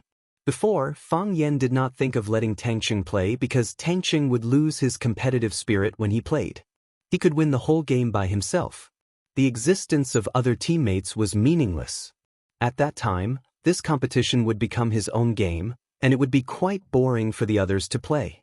However, after Huang Haoren got injured, Fang Yan decided to teach those who didn't know how to respect others a lesson. If they don't reflect on their actions, they don't deserve the glory of victory. Sure enough, after Tangqing left the stage, the situation became one-sided. Li Hu fell to the concrete floor under the blue net. The basketball fell from the blue net and landed heavily on his body. Li Hu gasped for air, feeling his heart beating fiercely. He looked at Tangqing with fear in his eyes. It was too terrifying. It was too terrifying. He couldn't stop him if he wanted to, couldn't catch up to him if he wanted to, couldn't jump high if he wanted to, and couldn't win if he wanted to. This was the first time he felt so powerless on the court. They were like a group of children, and Tangqing was like a giant among a group of children.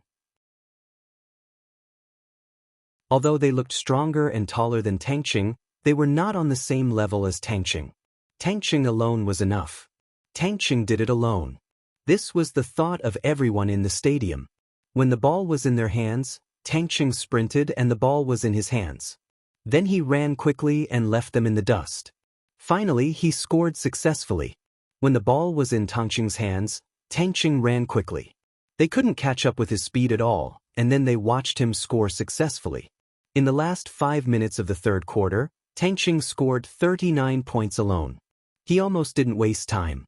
He took the ball and ran, grabbed the ball to attack, didn't look at the long shot, and turned and ran after the shot. When Li Hu and the others were still staring at the trajectory of the basketball and praying that the ball wouldn't go in, he had already run to the side to defend. The only thing the Class 11 players could do was to waste more time when they were serving or dribbling the ball. They wanted to finish the third quarter as soon as possible. It was too exciting, and they felt that they couldn't bear it. Moreover, as Fang Yan said, after Tangqing played, the Class 11 players didn't get a single point. Except when they were serving, they didn't even have a chance to touch the basketball. The muscles on Gu Sini's face twitched, and he roared angrily, "This is cheating. It's cheating with Kung Fu." Fang Yan sneered and said, "You don't even know what Kung Fu is, and you say it's cheating? Ordinary people can't do it at all. Yes, Kung Fu is to make ordinary people superhuman." Fang Yan said, "Strengthening the body is also Kung Fu. Improve your speed, exercise your physique, strengthen your jumping ability. As long as Tangqing doesn't foul, everything he does on the court is reasonable. If possible, I hope that every player in the Chinese football team knows Kung Fu.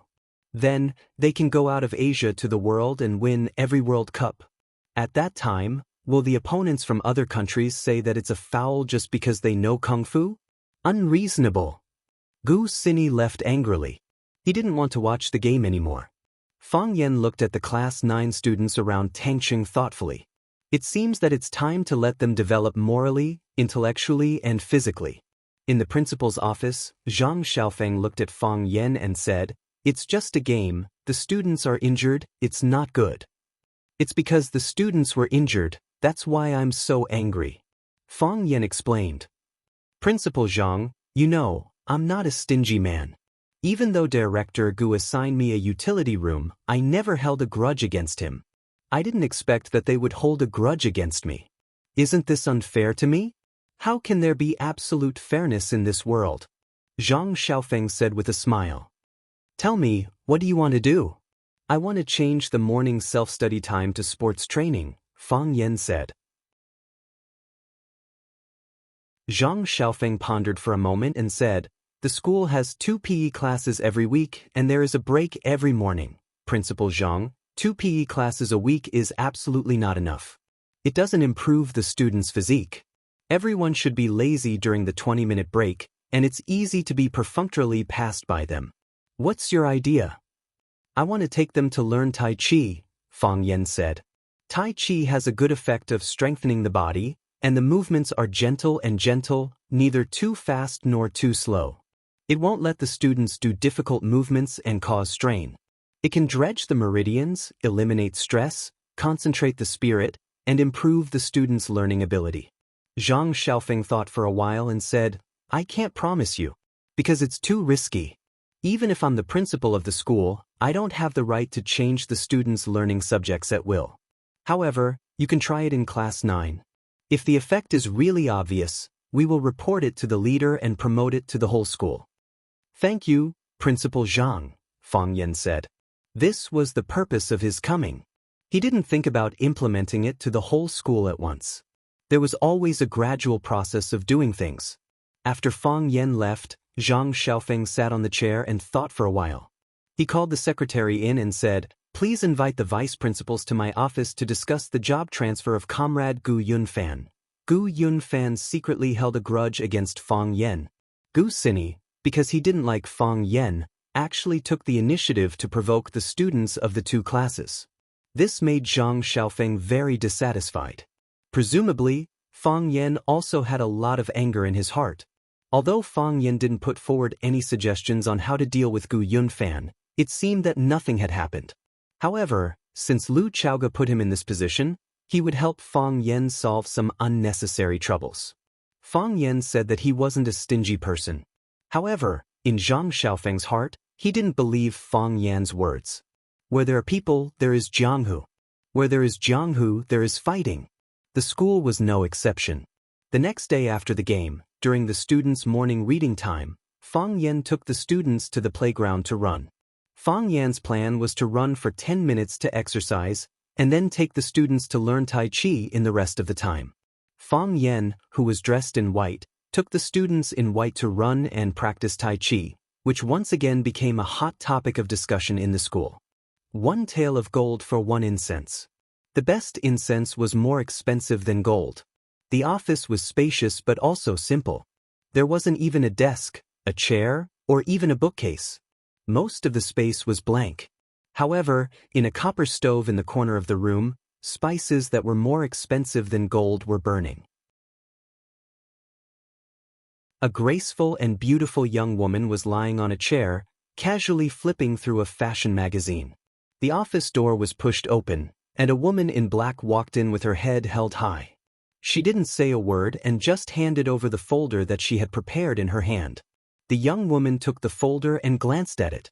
She said indifferently, No matter how cunning a fox is, it can't hide the stench on its body. Give the kid a copy of the folder. The woman in black was stunned and said, They dared to make a move on Mississippi, don't we need to directly eliminate them? The woman closed the magazine in her hand and put it on the table in front of her. She said, Aren't we already doing this? But he's only one person. If he can't even do this kind of thing well, what right does he have to bear my daughter's love? The young woman asked. Itian has never been wronged like this before, never. If he were to take revenge, Itian would probably be happier, right? What woman doesn't want the man she likes to kill the demon that imprisoned her? I understand. The woman in black responded and left with the folder. The young woman stood up and stood in front of the floor-to-ceiling window. The light was bright and beautiful, and her temperament was otherworldly. However, her eyes were bitingly cold and fierce. She was very angry.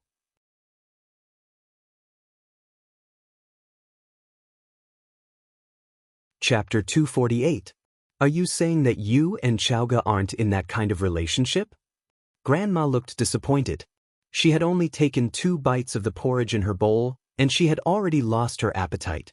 Putting down her bowl and chopsticks, she looked at Fang Yan eagerly, waiting for him to explain. No. Fang Yan shook his head. He was having a good time himself. He used to be afraid that his grandpa would pull him into the study to test him on strange knowledge and talk about principles that he would never understand. After Fang Yan became a teacher himself, he no longer had to worry about that. Grandpa would still test him on some obscure knowledge and talk about principles that would never go out of style. However, he no longer had any feelings of rejection or fear. If he could answer the questions, he would answer them properly. If he couldn't, he would humbly ask Grandpa for advice. He no longer hated the principles that he had disdained before, and he could even chew on some of them. Fang Yen reflected on the question carefully and tried to find the answer. The answer he came up with surprised even himself. He had grown up. In the past, when he faced his grandfather, he avoided it with the mentality of a child of the younger generation. Every kid was afraid of their elders. Now that he was facing his grandfather, he was interacting and treating him as an equal adult. "How can I not be?" said his grandma. "Chowga is such a good girl, and I like the two of you from the bottom of my heart. Do you not like her, or does she not like you? If she doesn't like you, you can try harder. A good girl is afraid of a clingy man.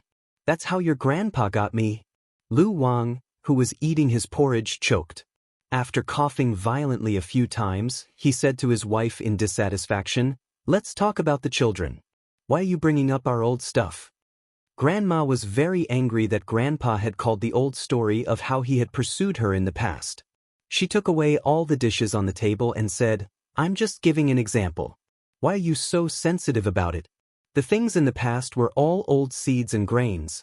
But today, the old seeds and grains were not going to serve you. I'll be taking these appetizers away. You can let the new sesame seeds and new grains serve you." "You old woman." Although Lu Gong had a stubborn temper, he was extremely tolerant and considerate to his wife. He didn't smile at outsiders, but he accompanied his wife to go grocery shopping every day. Now that his wife was angry, he also realized that he had said something wrong and said, "Why should we get involved in the affairs of young people?" Lu Gong was very cunning. He changed the topic to Fang Yen and Lu Chaoga. Sure enough, his grandmother was fooled and said, "Can I not get involved? I've always treated Chaoga as my granddaughter-in-law, but she's gone just like that. Who wouldn't be angry after encountering something like this?" She then stared at Fang Yen and said, "I wasn't before, but that doesn't mean I won't be in the future. You're not married, and neither is little Lu. Just as well. If you don't like her, I'll have to talk to you. You don't even like Chaoga? What kind of person are you looking for?" After a pause, his grandmother looked at Fang Yen in horror and said, "You can't possibly like that female student, right?" "What female student?" Fang Yen was surprised. "Don't try to fool me. I've asked around. It's said that you have a good relationship with a girl whose surname is Qin. Fang Yen, let me tell you, she's still a child. You're a teacher now, and a teacher should act like a model. Don't hurt others or yourself." Fang Yen wanted to bang his head against the wall and said, "Grandma, I know who the female student you're talking about is. But I just treat her as my student, and she treats me as her teacher.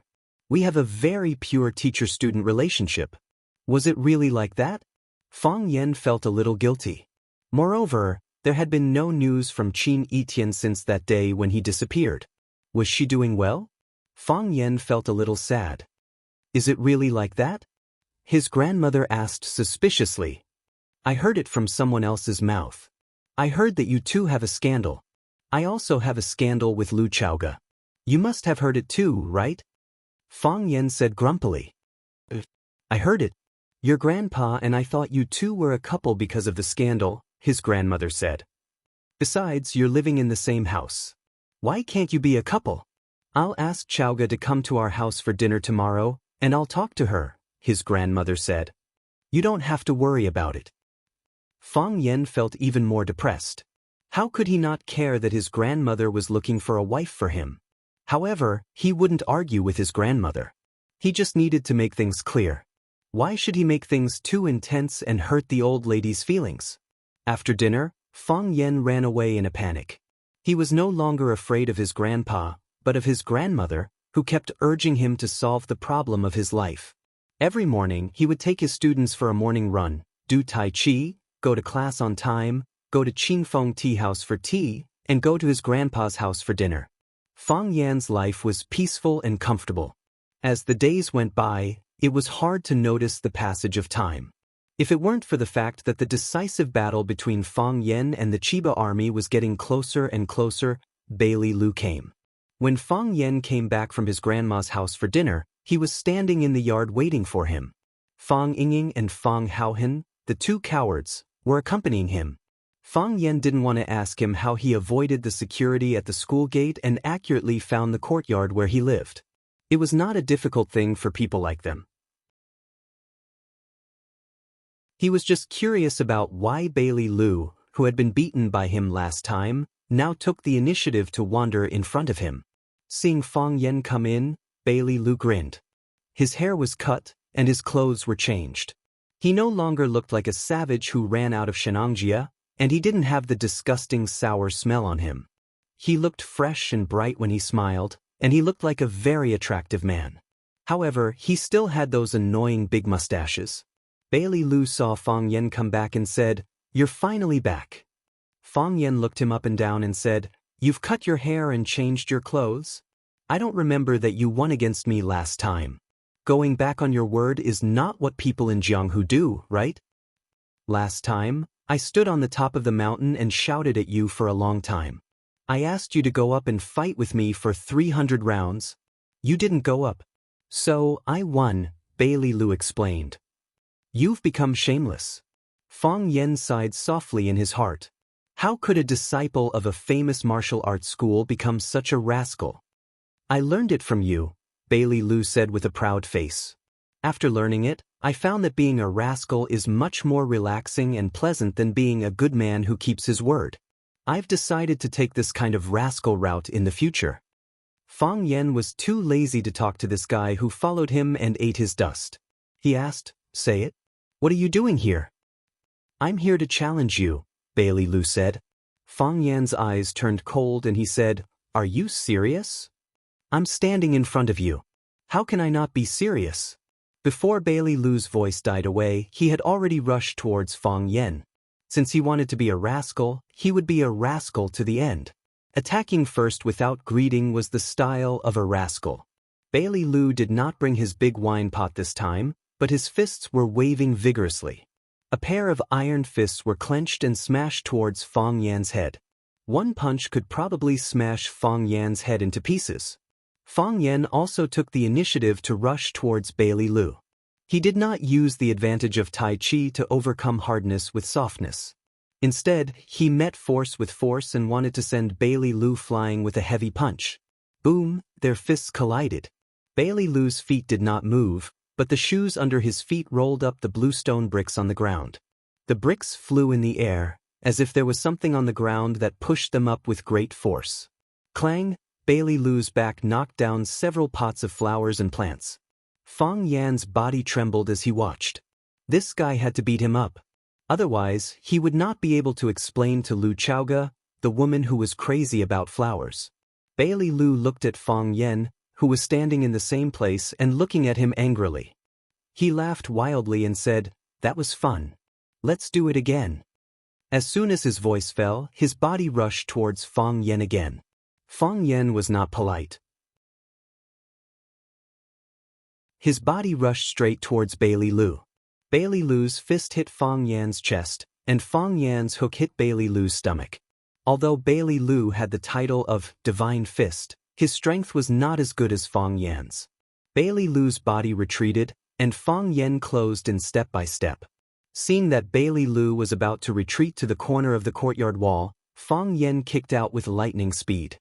Clang! Bailey Lu's body hit the courtyard wall firmly. Kacha, kacha. The dust on the courtyard wall shook off, and then a large number of cracks appeared. Fang Yan's fist was still pressed on Bailey Lu's stomach, and he pushed back heavily. The courtyard wall collapsed, and a big hole appeared. Bailey Lu was actually punched out of the courtyard by Fang Yen. Dust flew, and even the plants on the wall fell. Bailey Lu fell to the ground, and the bricks and various green plants that fell later buried his body. Fang Yinging and Fang Haohen both gasped at the same time. This was a school. Was it really okay for them to fight like this? Fang Yen did not stop. He lifted the well cover in the courtyard with both hands and threw it at the stone mountain where Bailey Lu was lying. Boom, the well cover was too heavy, and it crushed a lot of bricks and plants.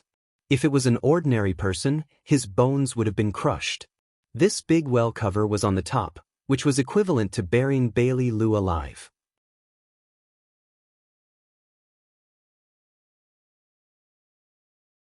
Chapter 249.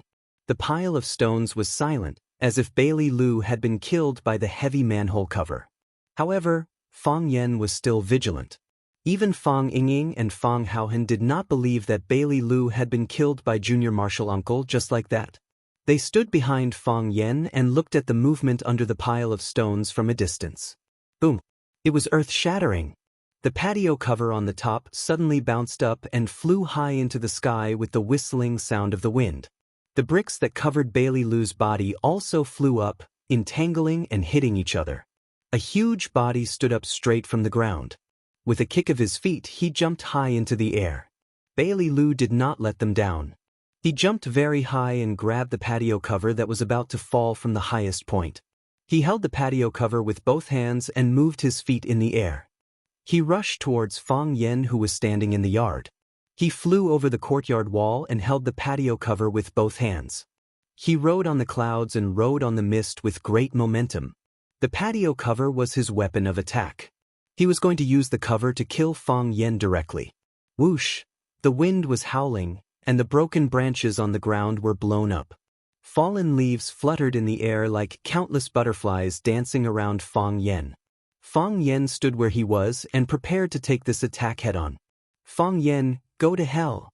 Bailey Lu roared. He took advantage of the situation from above. He swung the patio cover and smashed it hard towards Fang Yan's head. Fang Yan punched upwards with both of his fists, and both of his fists landed on the manhole cover. Clang! Fang Yan's body became shorter for no reason. The stone slabs under his feet could not withstand the strong gravity and were crushed into powder by him. Not only that, under the constant pressure of Bailey Lu in the sky, Fang Yan's body continued to drill into the soil.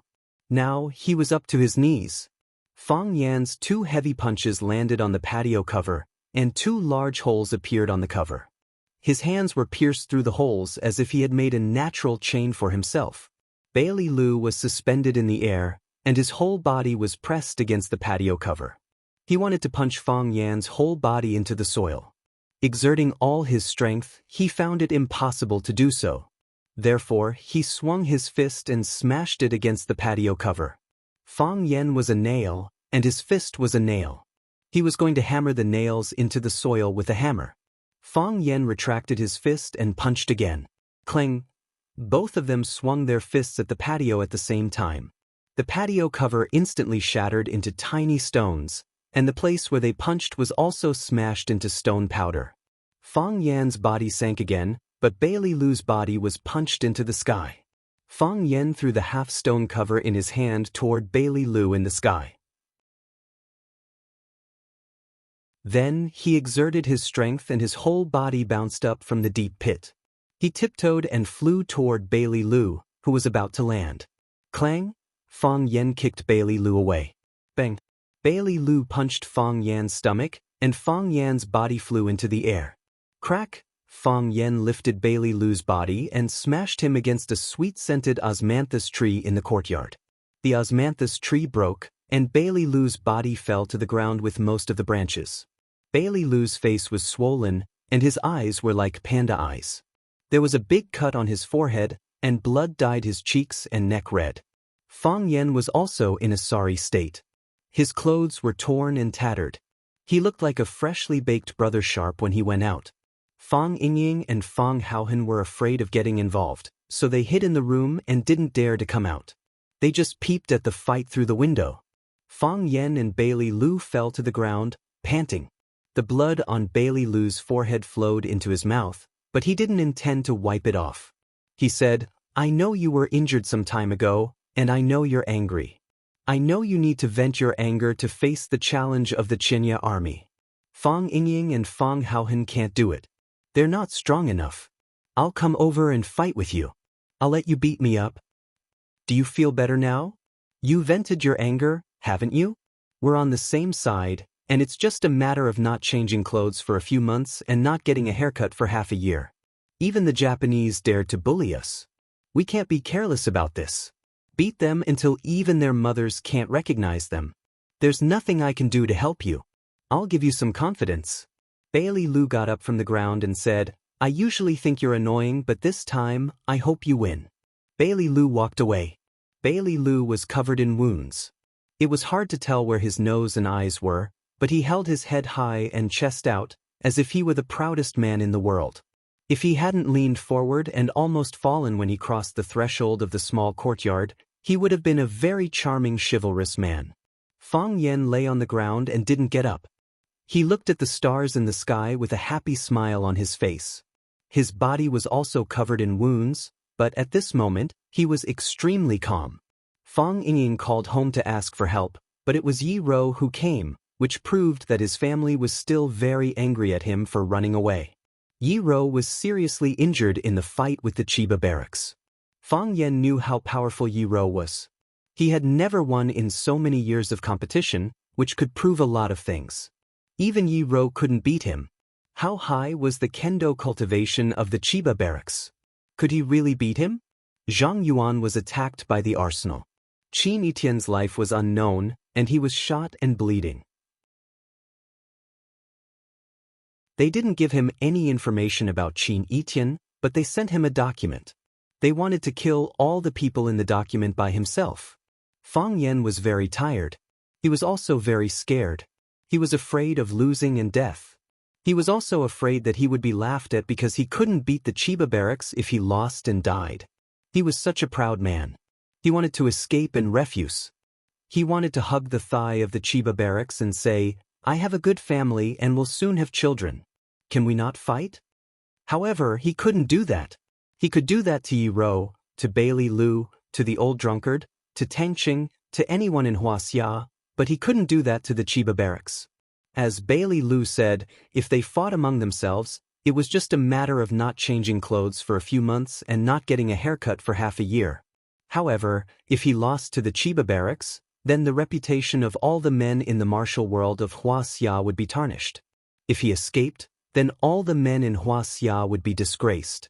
Therefore, Fang Yen wouldn't give in at all.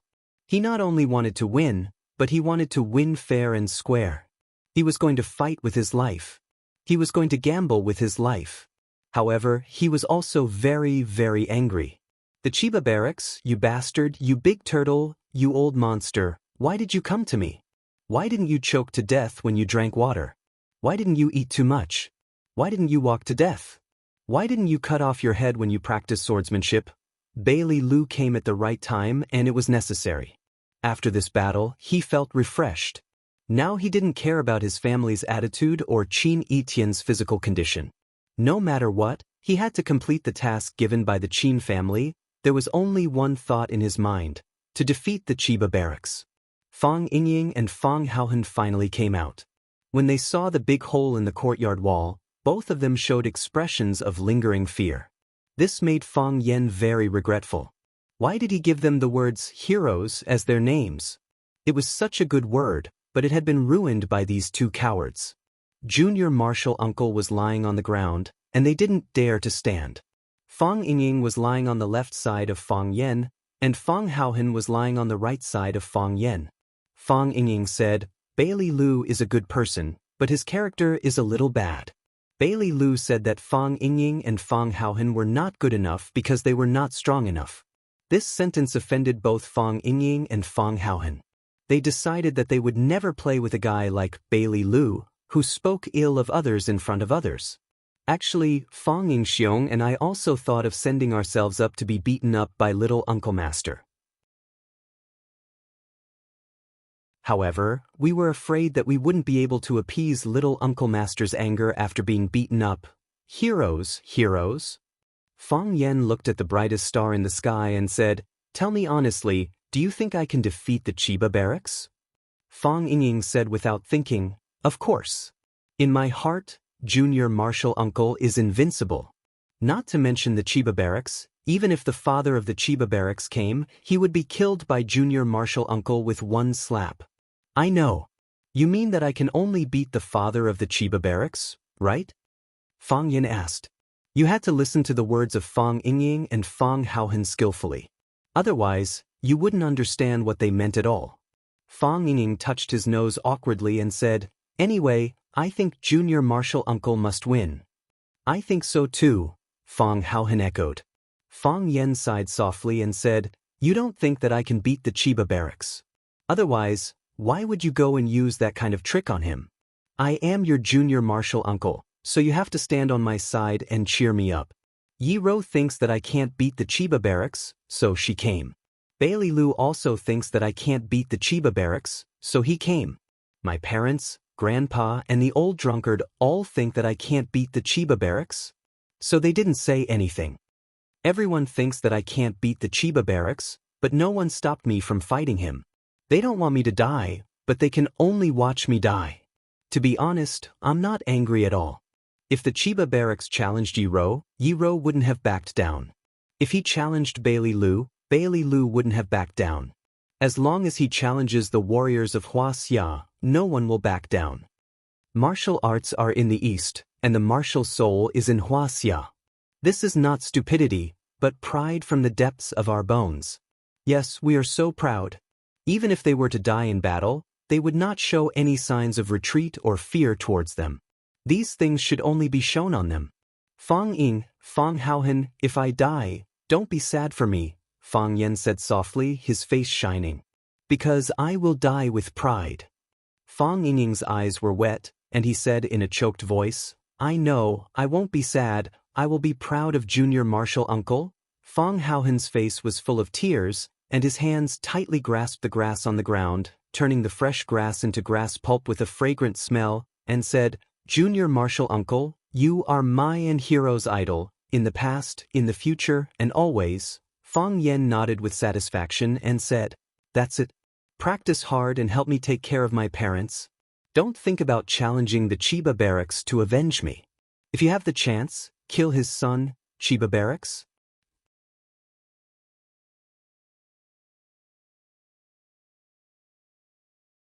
Chapter 250. Death is like a lamp going out. This saying is wrong. A lamp could be lit again if it was extinguished, but if a person died and was lit, they would become a jar of bone ash. Therefore, Fang Yen cherished his life very much. Whoever wanted him dead, he would make them die a horrible death. Since there was no way out, then he would move forward with a fearless attitude. Fang Yen knew that if he died, he would definitely die. Yi Gentle would immediately challenge the Chiba military, then Bailey Lu, or Madman Bai from the Bai family, Ho Zhendong, or anyone else. It would be fine if the Chiba military lost, but if they won, they wouldn't be able to return to Japan alive. Although he was unlucky, the fate of the Chiba military division was even more miserable. After understanding this, Fang Yen became happy again. With the knot in his heart resolved, Fang Yen became the normal Fang Yen again. Fang Yen was knowledgeable, witty, and incisive. Plus, he knew how to motivate his students. In his class, there was endless laughter and cheerful chatter. All of the students liked Fang Yen's classes. Even the language teachers who attended his classes a few times had to admit that Fang Yen was indeed a very good teacher.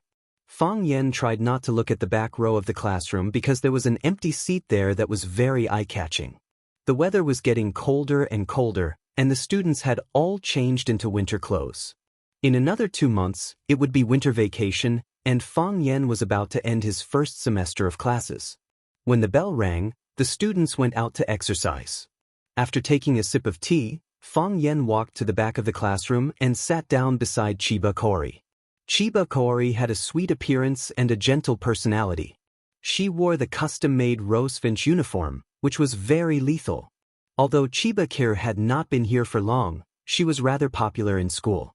Some people said that she was the second most beautiful girl in Rosefinch High School. Except for Qin Etian, no one was more beautiful than her. Some people thought that she was even prettier than Qin Etian, because Qin Etian's aura was so strong that they didn't dare to approach him. However, Chiba Kori was more like an ordinary person. At the very least, they wouldn't feel pressured or nervous when talking to her, and they even dared to joke around with her. Who would dare to joke around with Qin Etian? Fang Yen took Chiba Ker's beautifully packaged Chinese textbook and asked, Is there anything you don't understand? There are many things I don't understand. Chiba Kori shook her head. The main problem was the language barrier and the cultural differences between countries. Of course, after I understood the meaning of that paragraph, all the problems would be easily solved. It'll just take a little more time. Because you came from Japan, you have to learn more things and put in more effort. Fang Yan said in a calm and gentle voice, like a teacher discussing learning problems with his students. Of course, that was the truth. I know that your real hobby is the tea ceremony, and you put most of your energy into it. This isn't a bad thing. On the contrary, I hope that there will be more students like you in our class. Only when you love something to the bone will you be willing to sacrifice your most precious time and unfathomable sincerity for it. Only then can you become the most outstanding talent in this field. Become the king. If you just want to improve your tea ceremony skills, you only need to learn from Qin Etian or other tea ceremony experts. You don't need to waste time learning Chinese, mathematics, and Wuxia's politics and history that you're not interested in at all. I've seen your papers, and I can tell from your handwriting that you hate them. But you did it. You don't just want to learn the tea ceremony, you also want to solve a question in your heart. What kind of Wuxia's culture can give birth to a talent like Qin Etian? Yes. Chiba Kaori didn't deny it. Teacher, I have to go back to Japan eventually. When I return, I will become a tea ceremony master and a teacher. I will explain to them the long history of Wuxia's tea ceremony culture, as well as historical allusions that I'm not interested in, and what we should learn and comprehend from them. Not only do I want to improve their skills, but I also need to enrich their brains. I'll never forget the scene when I had a tea competition with Qin Etian. She came over in a domineering manner and gave me her rootless water without hesitation. She wasn't afraid of losing to me, and she never thought about losing to me. I was stuck in a dead end and couldn't get out. I always thought that her tea ceremony cultivation was higher than mine, and her skills were better than mine. Later, I realized that she was more confident than me. That kind of confidence came from her beautiful appearance, from her noble temperament and huge aura, and even more so from her knowledge and cultivation. This was truly invincible. She's been nurtured by 5,000 years of culture. How can I defeat such an opponent? Fang Yan's eyes lit up. He knocked on the table with his finger and said with a smile, "Congratulations, Chiba Kaori." "Thank you," Chiba Kaori said with a smile. "Mr. Fang, you're a proud person. You're not afraid that I'll take away your knowledge and culture. Every expression and every action of yours is telling me we're no match for you. It's infuriating and exasperating." "Chiba Kaori, you don't understand. We have 5,000 years of cultural accumulation. We have fertile land that extends as far as the eye can see. We have 3 billion people with great talents. I'm just a small pearl among them, but we have many more seeds that people are looking forward to. They're taking root, sprouting, and will soon grow into towering trees. You can take away my knowledge, but you can't take away all of Wuxia's knowledge. You can take away the culture that you can see with your naked eyes, but you can't take away the culture that flows in our bones and blood." Fang Yan said proudly. "This is Wuxia's soul. As long as this soul exists, Wuxia will always be able to stand among the world's most powerful countries. We're not afraid of the wind, the rain, or the storm. As long as we're given a bit of soil and a bit of opportunity, we can take root and sprout into the most beautiful flower. Look around you. Look at your feet. Isn't that the truth?" Chiba Kaori's expression dimmed, but she quickly regained her composure. She looked at Fang Yan with a burning gaze and asked, "Mr. Fang, you just said that only when you love something in your bones can you disregard everything for it? Do you love martial arts?" "Yes," Fang Yan said with absolute certainty. "For a long time I hated it. I even wanted to abandon it and distance myself from it. However, because I'm a woman, I had no choice but to approach it and understand it. However, recently I suddenly understood that I love it. I love it beyond redemption. It's because I care too much that I have higher expectations of myself. Rather than others being disappointed in me, it's more like I'm disappointed in myself. Since the moment I was born, it's been a part of my body. This is my destiny and also my luck." Chiba Haomu was still practicing his sword thrusts. Day after day, month after month. It started at sunrise and ended at moonset. If it were any other child, they would have gotten tired of the monotonous movements, but Chiba Haomu didn't. If it were any other parent, they would have gotten tired of the movements, but Chiba Haomu didn't. He stood behind Chiba Haomu and saw every single sword strike that Chiba Haomu made. Part of my body? It's destiny and luck, Chiba Haomu mumbled to himself. His silhouette was infinitely elongated under the moonlight. Father, I think Mr. Fong has changed a lot, Chiba Kaori said. Some time ago he was very depressed. Although he still taught us as usual, we couldn't laugh at what he said. He couldn't laugh either. He was like a weirdo with a mountain on his back. Every step he took was very difficult. Now we're laughing again in his class and he's laughing as well. He gives off the feeling that he's in high spirits. When he walks, it's like he's floating. He's not afraid anymore, Chiba Haomu said. Has he ever been afraid? Yes, Chiba Haomu said. He's afraid of losing, afraid of dying, afraid of losing face, losing his own face, and losing the face of his peers. Everyone is afraid, including me. How could father lose? Chiba Kaori asked in surprise. Because she was too shocked and didn't lower her voice when she spoke, even Chiba Haomu, who was focused on his sword practice, was attracted by their conversation. Chiba Haomu stopped practicing and walked to his father, Chiba Haomu, and said, Father will never lose. Because I've never lost before. Never? Chiba Haomu smiled and shook his head. No one is born to be invincible. I've lost before, and I've lost more than others. It's just that you don't know. But I won't lose to Fang Yan, Chiba Haomu said stubbornly. He had a deep hatred for Fang Yan, and he had always wanted to take revenge. If the invincible god of war in his heart lost, it would greatly affect his confidence. Chiba Haomu looked at his children and his disciple, who was hidden in the darkness, and said, Previously, I had a 70% chance of winning this match. Now, I only have 60% left. I'm very happy that he finally cast aside his fear and became my true opponent. Father. Chiba Kaori was stunned. Did he ask me to bring these words to you on purpose? Did he do this to affect your state of mind? Yes. Chiba Haomu nodded. He asked you to say to me, Come, I'm ready. Chiba Haomu turned and walked into the house. Chiba Haomu asked, Father, where are you going? Cleaning my sword, Chiba Haomu said.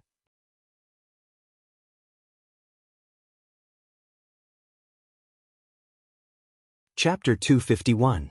Without a 100% victory, if Fang Yan wasn't on guard, Fang Yingying could knock him down and make him kneel. Confidence, martial arts, physical condition, environmental impact, desire for victory, and even changes in the weather could all affect the outcome of a match. Since ancient times, there had been many examples of big shots being played to death by small shots. Fang Yan knew that Chiba Kir would bring his words to the Chiba army, and he also knew that the Chiba army would pay more attention to him and this battle. Fang Yan wouldn't mind doing something like throwing a stone into his ethereal state of mind 100 or 200 times. Chaoyan technology had been officially established, and Lu Chaoga was recruiting people everywhere, ready to put the new company on the right track as soon as possible. She had been engaged in the education industry abroad for many years, and after returning to China, she took over as the executive vice principal of Rosefinch High School. She could handle so many students and complicated human relations, so Fang Yan wasn't worried that she wouldn't be able to manage a company well.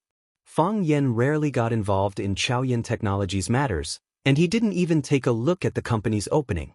Although he held valuable shares in Chaoyan Technology, if he was willing to sell them now, the money he could get would be enough for him to live a carefree life.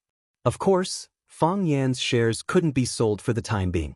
Moreover, even if he sold them in the future, he could only sell them to Lu Chaoga or the Tianfang biological group controlled by the Qin family. Chaoyan Technology, which had the Rubik's Cube technology, couldn't let too many people in, and they couldn't let unfamiliar people in. Otherwise, there would be a thrilling office struggle. Lu Chaoga had just brought the Rubik's Cube out from Longtime Group, and it was impossible for her new company to become a new battlefield. However, There were some things that Fang Yan couldn't ignore.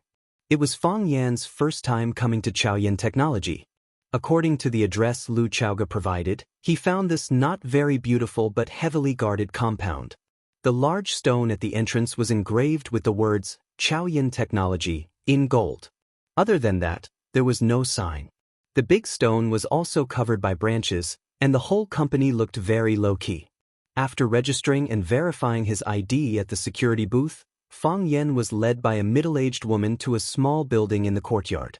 There were many guards in the small building. Not only were there many black-robed men patrolling around, but there were also countless cameras in the open and in the dark. Fang Yan sighed softly. It was quite stressful to work in such an environment. However, he also knew that the Rubik's Cube technology was of great importance. Everyone wanted it. If they couldn't do it in the open, they would snatch it in the dark. For the benefits that would make people jealous, they would do anything. He took the elevator to the 5th floor of the small building. Lu Chaoga was waiting in the office. The middle-aged woman left quietly, closing the door behind her. Lu Chaoga looked at Fang Yan and said, "Follow me." She turned a globe on the desk, and the bookcase behind the desk immediately opened to both sides. An iron door appeared in front of Fang Yan. Lu Chaoga opened the iron door and went in first. Fang Yan also stood in. There was a row of Arabic numerals on the wall, but Lu Chaoga pressed the letter P at the top. So, the bookcase closed automatically, the iron door closed in the middle, and the elevator began to slowly descend. Seeing Fang Yan's puzzled eyes, Lu Chaoga explained, "Those Arabic numerals are all traps. Whether you press 1 or 9, they will automatically alarm.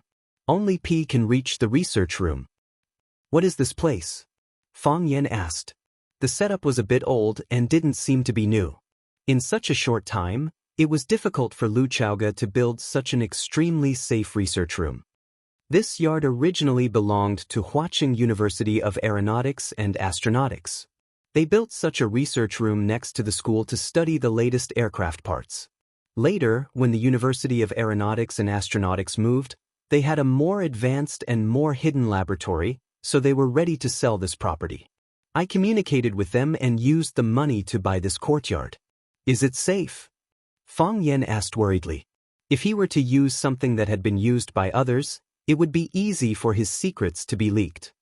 "I've changed all their previous designs," Lu Chaoga said. "These are all newly added by me. They needed to enter from the underground entrance, and I sealed the entrance with alloy.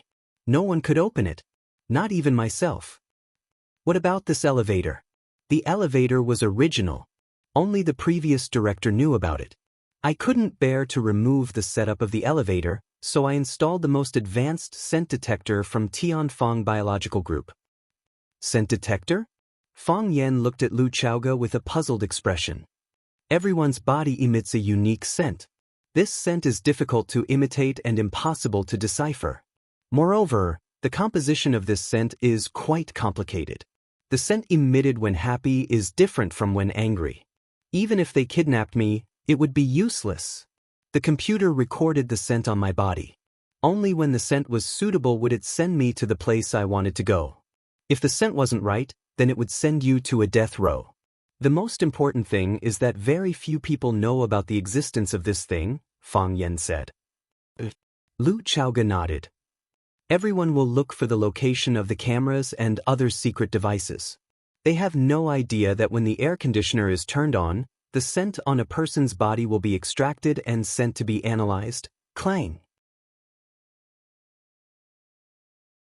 As the two spoke, the elevator sent them to the mysterious underground. Fang Yan walked over and opened the iron gate. Lu Chaoga took the lead and led the way to a silver gate. His eyes swept over the electronic lock on the silver gate, and the silver gate immediately split into 2 crescent buds that opened to both sides. Only then did an advanced and busy underground research room appear in front of Fang Yan. More than a dozen researchers in white coats were sitting in front of computers, typing furiously on the keyboard. There were also some researchers walking around with thick folders in their arms. They seemed to be in a hurry and looked very busy. Lu Chaoga led Fang Yan straight inside. She didn't greet any staff along the way. She pushed open an office door and walked in. Fang Yan followed her into the room and closed the door behind him. There were already a few people in the room, including a dead man. Dean Liu. A bald man wearing glasses took the initiative to greet Lu Chaoge, but his eyes were staring at Fang Yan warily. "He is our collaborator," Lu Chaoge said. Zhao Xiqing's eyes flashed with surprise and he nodded to Fang Yan in a friendly manner. "Zhao Xiqing, Deputy Dean of the Research Institute." Lu Chaoge introduced Zhao Xiqing to Fang Yan.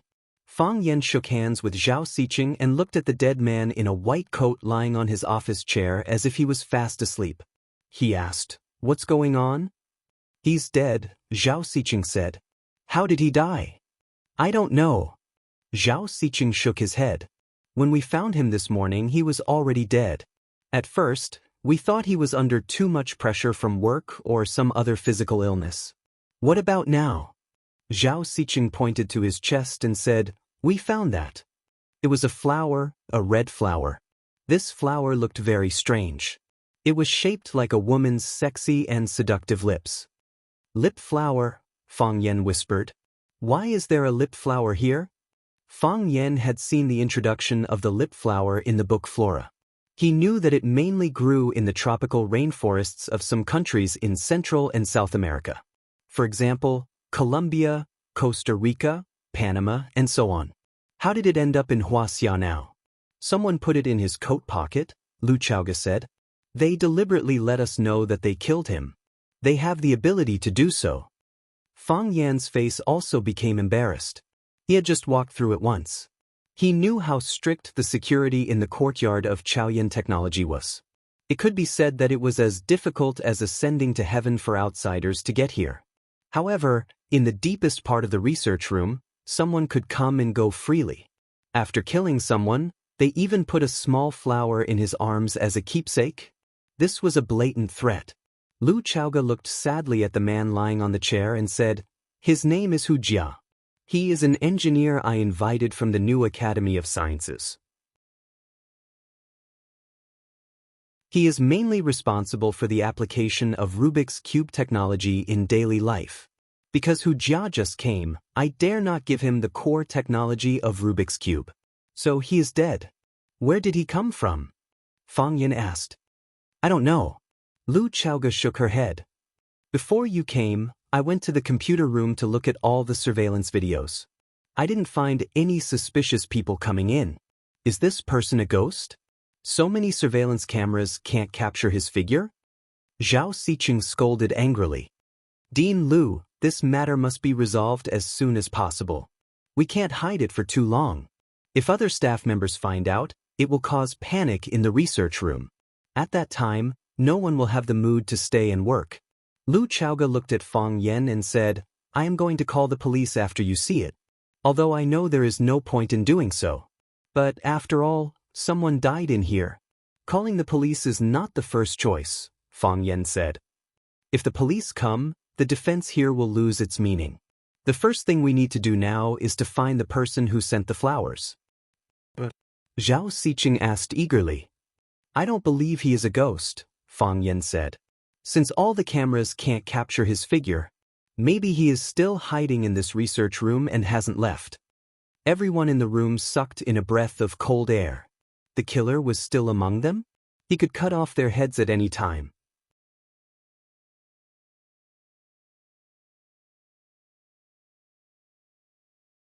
Chapter 252. Are you sure? Lu Chaoge's face was also full of worry. Her company had just opened for business, but a murderer with a ghostly figure had sneaked in. How were they going to work properly? If news of this got out, all the busy staff in white coats outside would probably run away, wouldn't they? Smart people were afraid of death, and the people outside were all first-class smart people. Is he really still in the research institute? Seeing the fear in everyone's eyes, Fang Yan smiled and comforted them, saying, "I don't know much, and it's just a little suspicion. Maybe he's long gone. It would be better if he stayed in the research institute." Lu Chaoge had already recovered her calm and sharp state, and said, "If he's still in the research institute, then we'll keep him here forever. If he comes and runs away, then he'll be a big problem for us." What the director said makes sense. Zhao Xiqing nodded in agreement. Today they can kill Hu Jia, tomorrow they can sneak in and kill another Hu Jia. Every one of our engineers is a treasure, and losing one makes our heart bleed. What's worse is that we can't immediately recruit new people to replace Hu Jia's position. Engineers are not masons who can bring back a small group of people just by walking around the market. If we can get rid of him internally, it'll be a good thing. Fang Yan looked at Zhao Xiqing in surprise. This gentle guy actually had a hidden murderous intent in his chest. Zhao Xiqing grinned coldly and said, "Which new technology isn't coveted by countless people? Domestic and foreign, family and outsiders. I've seen these kinds of dirty things in the past." Fang Yan was too lazy to ask about Zhao Xiqing's background. He just looked at Lu Chaoge and said, "How many people are in here?" 21 researchers, 47 assistants, 69 security personnel. Lu Chaoge was very attentive to the research institute, and she was responsible for all the staff recruitment. Except for a group of people sent by the Qin family to fill out the team, the others were all recruited by her, so she was very familiar with the data. Should we find an excuse to call them in for a chat? Mr. Fang is also watching from the side? If we find a suspicious person, we'll take him down immediately? Zhao Xiqing asked. No. Fang Yan rejected the suggestion. Don't mess around. We mustn't fall into chaos here. The more chaotic it was, the more opportunities it would give him, an opportunity to do evil, and also an opportunity to escape. Let's just maintain the status quo. Everyone is at their own job, and there will be people who do not fit in with the environment automatically appear in front of us. Lu Chaoge trusted Fang Yan very much. She said, "I'll give you the control of this place." He then pointed to a dark-faced, skinny man standing behind Fang Yan and said, "He is Qin Ying, the person in charge of security here." Qin Ying. Fang Yan's gaze turned cold as he looked at Qin Ying and asked, "You're from the Qin clan?" "I used to be a member of Tianfang Biological Group, and now I'm a member of Chaoyan Research Institute," Qin Ying said with an indifferent expression. This kid didn't want to expose too much, and Fang Yan wouldn't force him. Plus, not everyone in the Qin family would know if Qin Yitian was injured or how badly injured she was. That was something that could be kept a secret. Fang Yan looked at Hu Jia, who was lying on the chair, and said, "Let him lie here for the time being. Don't touch his body. Before the autopsy is carried out, no one knows if there's anything strange about the body. Hu Jia's matter will be kept a secret for the time being. All of you should return to your posts. Don't let them find anything unusual." Fang Yan took the lead to open the door and said, "Qin Ying, tell me about the Research Institute's protection measures." Qin Ying turned to look at Lu Chaoge. In this courtyard he only listened to Lu Chaoge's orders. "Cooperate fully," Lu Chaoge said. Thus, Lu Chaoge returned to her office. The secretary made her her favorite Longjing tea as usual. The head of the logistics department came to her office to report on work, and the two talked for a long time. When Zhao Xiqing went out, his face and neck were red. Those who knew him knew that he had quarreled with Hu Jia again. Hu Jia was the main person in charge of the Rubik's Cube technology research, and the two of them often quarreled because of different research directions. Everyone had long been used to it. It wasn't known if he was curious or worried about Fang Yan, but after Zhao Xiqing went out, he didn't return to his research room.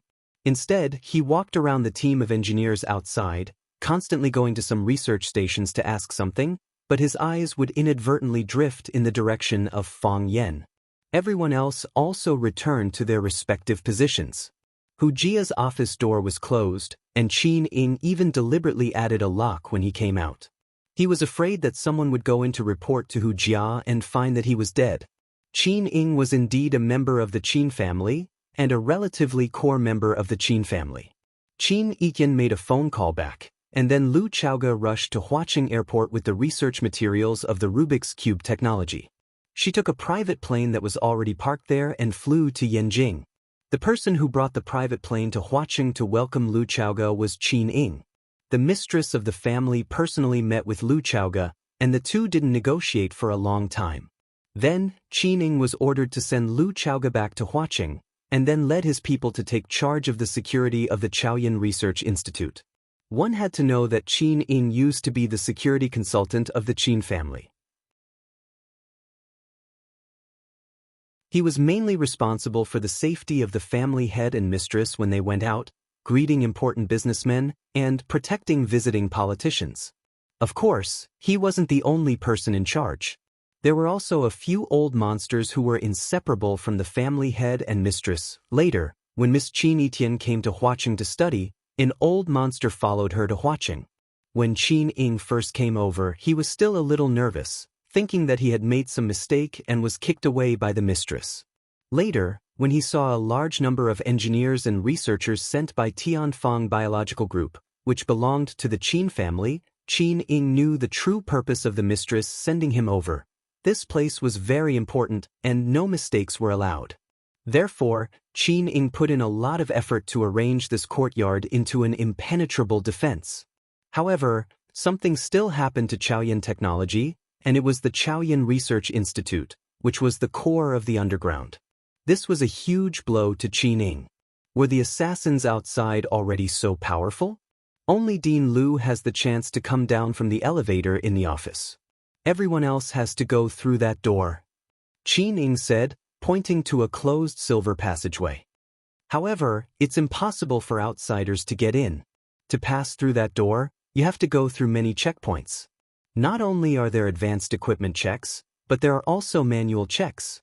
Most of my brothers are also stationed there. They are all veterans, and it's impossible for them to make such a big mistake. No one doesn't make mistakes, Fang Yan said with a smile. Some people do it intentionally, and some do it unintentionally. I don't doubt your professionalism. After walking into the courtyard of Chaoyan Technology, I felt a lot of pressure. However, our eyes have blind spots, and our brains also have blind spots. What we have to do now is to find those blind spots and fill in those loopholes. Qin Ying looked at Fang Yan with puzzled eyes and said, "Who are you?" Fang Yan grinned and said, "Curious about me now? I asked you if you were a member of the Qin family just now, and you didn't seem to want to reveal your identity.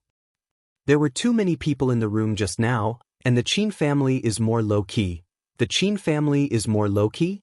Fang Yan thought of the scene when Qin Etian appeared in the tea house in a Rolls-Royce Phantom with the old housekeeper. He really couldn't agree with what Qin Ying said, although his expression was so serious. "I am Qin Etian's teacher," Fang Yan said.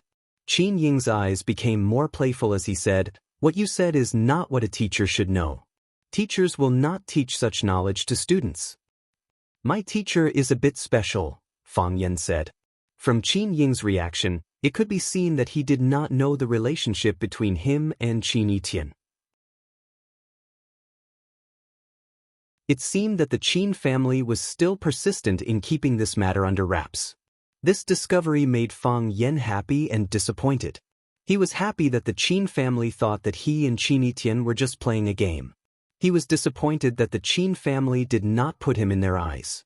Fang Yan walked very slowly.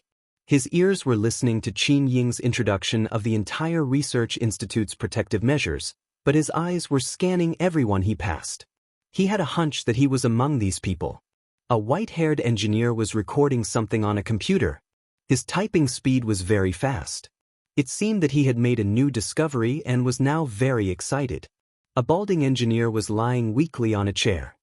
His eyes were lifeless, and one of his hands was grabbing the few strands of hair on his head. A female researcher wearing a white coat was standing in front of a container that was constantly heating up. She kept recording the rapidly rising red numbers on the container cup. Everyone was busy, and everyone was focused on doing their own things. No one looked at Fang Yan. Many people did not even notice that Fang Yan was standing behind them. Fang Yan walked around and returned to the female researcher who was standing in front of the container recording numbers.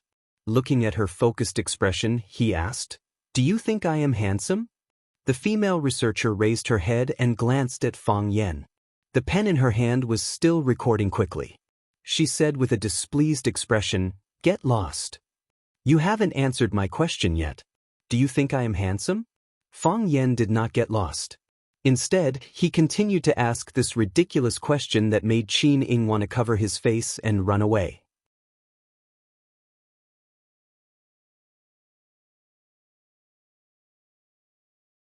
Chapter 253.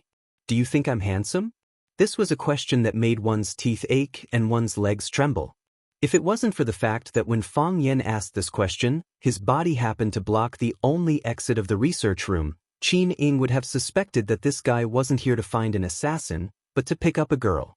This woman wasn't gorgeous, but her facial features were distinct, and she had the demeanor of a European and American chick. Moreover, she was tall and wore a loose white coat. She did look somewhat charming. A serious female engineer. Such a woman was rare outside. Qin Ying was also an expert. Otherwise, he wouldn't have had the opportunity to become the head of security here. Experts all had their unique sixth sense, and Qin Ying's sixth sense told him that there was something wrong with this woman. This was because there was something wrong with Fang Yan's attitude towards this woman. Even though he still couldn't figure out what exactly was wrong with this woman. He made a gesture behind him, and immediately, a few strong young men in black suits came from all directions and surrounded them. It was very subtle, and even the other staff members didn't notice their movements. The woman was completely infuriated by Fang Yan. She closed the folder in her hand and stared at Fang Yan's face in dissatisfaction. She said, "You're not handsome at all. Pig head and dog face, bear's back and snake's heart, wretched voice, shameless smile. I've never seen a man more disgusting than you. Now you know the answer, right? Get lost, don't disturb me while I'm doing my experiment." Hearing such a horrible evaluation, Fang Yan wasn't angry at all. He smiled and said, "If that's the case, why do you always sneak a peek at me? When did I sneak a peek at you?" The woman was about to explode from anger at Fang Yan. She pointed at Fang Yan and said, "I've been doing boiling experiments all this time. I didn't even notice whether you're a human or a dog. I'm not in the mood and I don't have the time to joke with you. Get lost, or I'll complain to the director. What right do you, bodyguards, have to interrupt our work? Do you know how much damage you've caused to the Institute by disrupting my train of thought?" Qin Ying stood beside Fang Yan. Although he was helping Fang Yan block off all possible escape routes for the woman, he said to Fang Yan, "The Institute has a rule that no one is allowed to disturb the work of researchers without reason." This kid was also a slippery fellow. Before things were clear, he was not willing to bear any responsibility. Now that he had reminded Fang Yan that there was such a rule in the Research Institute, it was up to Fang Yan to decide how things would develop in the future. Of course, since it was Fang Yan's decision, Fang Yan naturally had to bear the consequences. Fang Yan pointed to the glass container and said, "The container can reflect light." Although your gaze was fixed on the container and you were constantly recording the boiling index on it, I could still feel that you were secretly sizing me up. Of course, at that time, I was only suspicious, but I couldn't be sure that you were definitely looking at me. When I left your research room and walked outside, you raised your head and looked at me. Fang Yan pointed to the glass wall opposite the research room and said, "Don't lie. I clearly saw you sizing me up in that mirror." Fang Yan stared at the woman and said, "Since you said that I'm not good looking, then give me a reason why you peeped at me? I thought that you were very ugly, so I looked at you a few more times.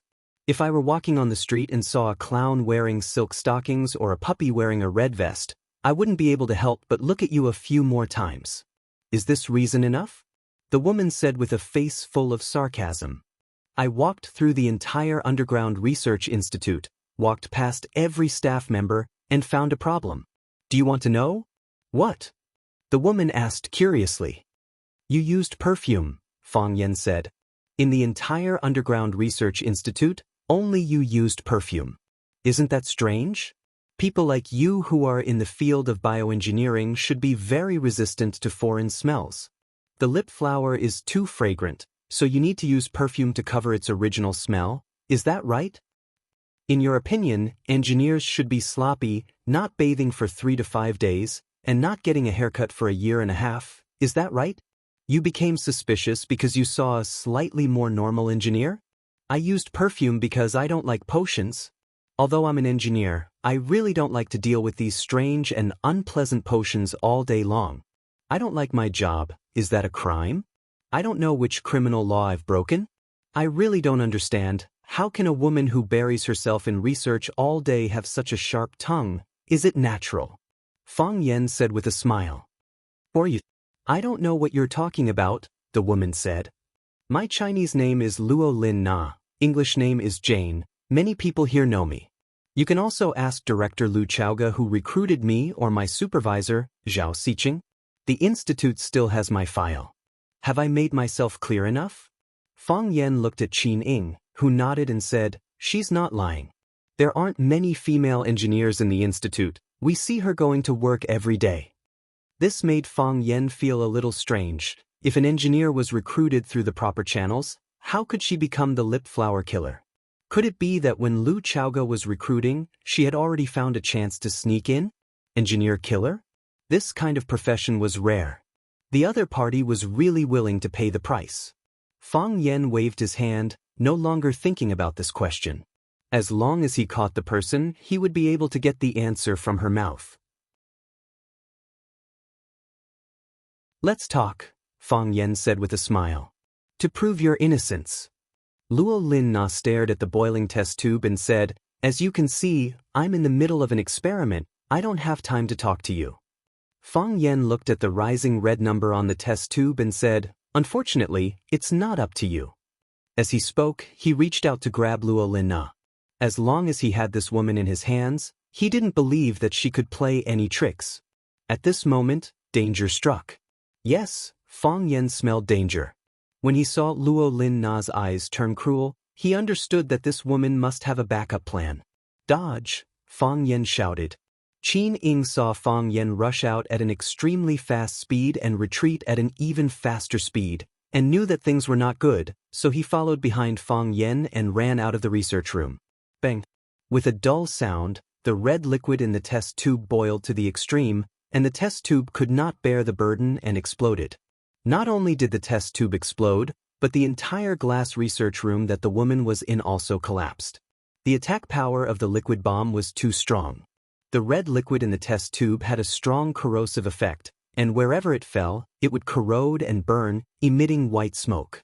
If Fang Yan and Qin Ying's reactions were any slower, they would have been burned into a foul smell. Bang! The sound of an explosion came from Hujia's office not far away, and the glass of Hujia's door and window was smashed by the strong airflow, flying towards the crowd outside the office. The crowd was in chaos, and everyone screamed and fled in all directions. Fang Yan pushed Qin Ying, who was on his back, away, and began to search for Luo Lin Na. This lip-smacking killer named Luo Lin Na was extremely dangerous, and her scheming and skills were top-notch. Under Fang Yan's various tests, she did not reveal any flaws, and kept stalling for time until the liquid bomb in the test tube exploded. Only then did she reveal her true colors. If it wasn't for that heart-palpitating gaze, she would probably be able to do even more things, right? Where did they find such talents who knew biology and could kill without batting an eye? The crowd was in chaos, and the entire underground research room was in a mess. White smoke billowed in the glass research room, and Hujia's office was actually on fire. Obviously, this woman was an expert in weapons. She caused 2 explosions under Fang Yan's nose at the same time, and he had to admit that she was a strange woman. Protect the director, Fang Yan shouted. Qin Ying did not hesitate, and made a gesture, and a group of men in black rushed towards the office where Lu Chaoga was. Fang Yan stood still, and his eyes were like the eyes of an eagle, searching the crowd. From where he stood, he could see a group of people in white coats running towards the emergency exit. Damn uniform, it made it more difficult for him to find Luo Lin Na in the crowd. The emergency exit was tightly sealed, and the engineers ran to the door, but found that there was no way to run out of the office. One by one, they shouted, and some ran towards the director and deputy director's office, trying to force them to open the door. Lu Chaoga and Zhao Xiqing were smart, and no matter how noisy it was outside, they closed the door and did not come out. As long as they did not take the initiative to come out, it would not be easy for the people outside to get out. Smart people are afraid of death, Fang Yan thought. These smart people were indeed more afraid of death than ordinary people. Suddenly, Fang Yan's eyes became fierce. He smashed the glass wall in front of him, grabbed a piece of glass, and threw it at the white figure who was sneaking close to the corner of the wall. At the same time, his body had already jumped high, like a cheetah jumping from one workbench to another. The glass was like a ray of lightning, arriving in an instant. Just as the white figure was about to turn to another corner, the sharp glass cut fiercely stabbed into the back of the white figure. Fang Yan, who was running in the air, could clearly see blood flowing down the smooth glass into the air. Fang Yan's speed was extremely fast, and in the blink of an eye, he rushed behind the white figure and punched the back of the person in white. Bang! The body of the person in white flew up and slammed into the wall in front of her. As she flew in the air, she spat out a mouthful of blood. Blood rained down, and it was unknown whether the sharp tip of the glass had pierced her internal organs, or if Fang Yan's punch had ruptured and displaced her internal organs. Crack! The body of the person in white slammed into the wall, and the sound of bones breaking could be heard clearly. Her body slid down the snow-white wall, and a dark red blood groove was left on the silver-white alloy cover.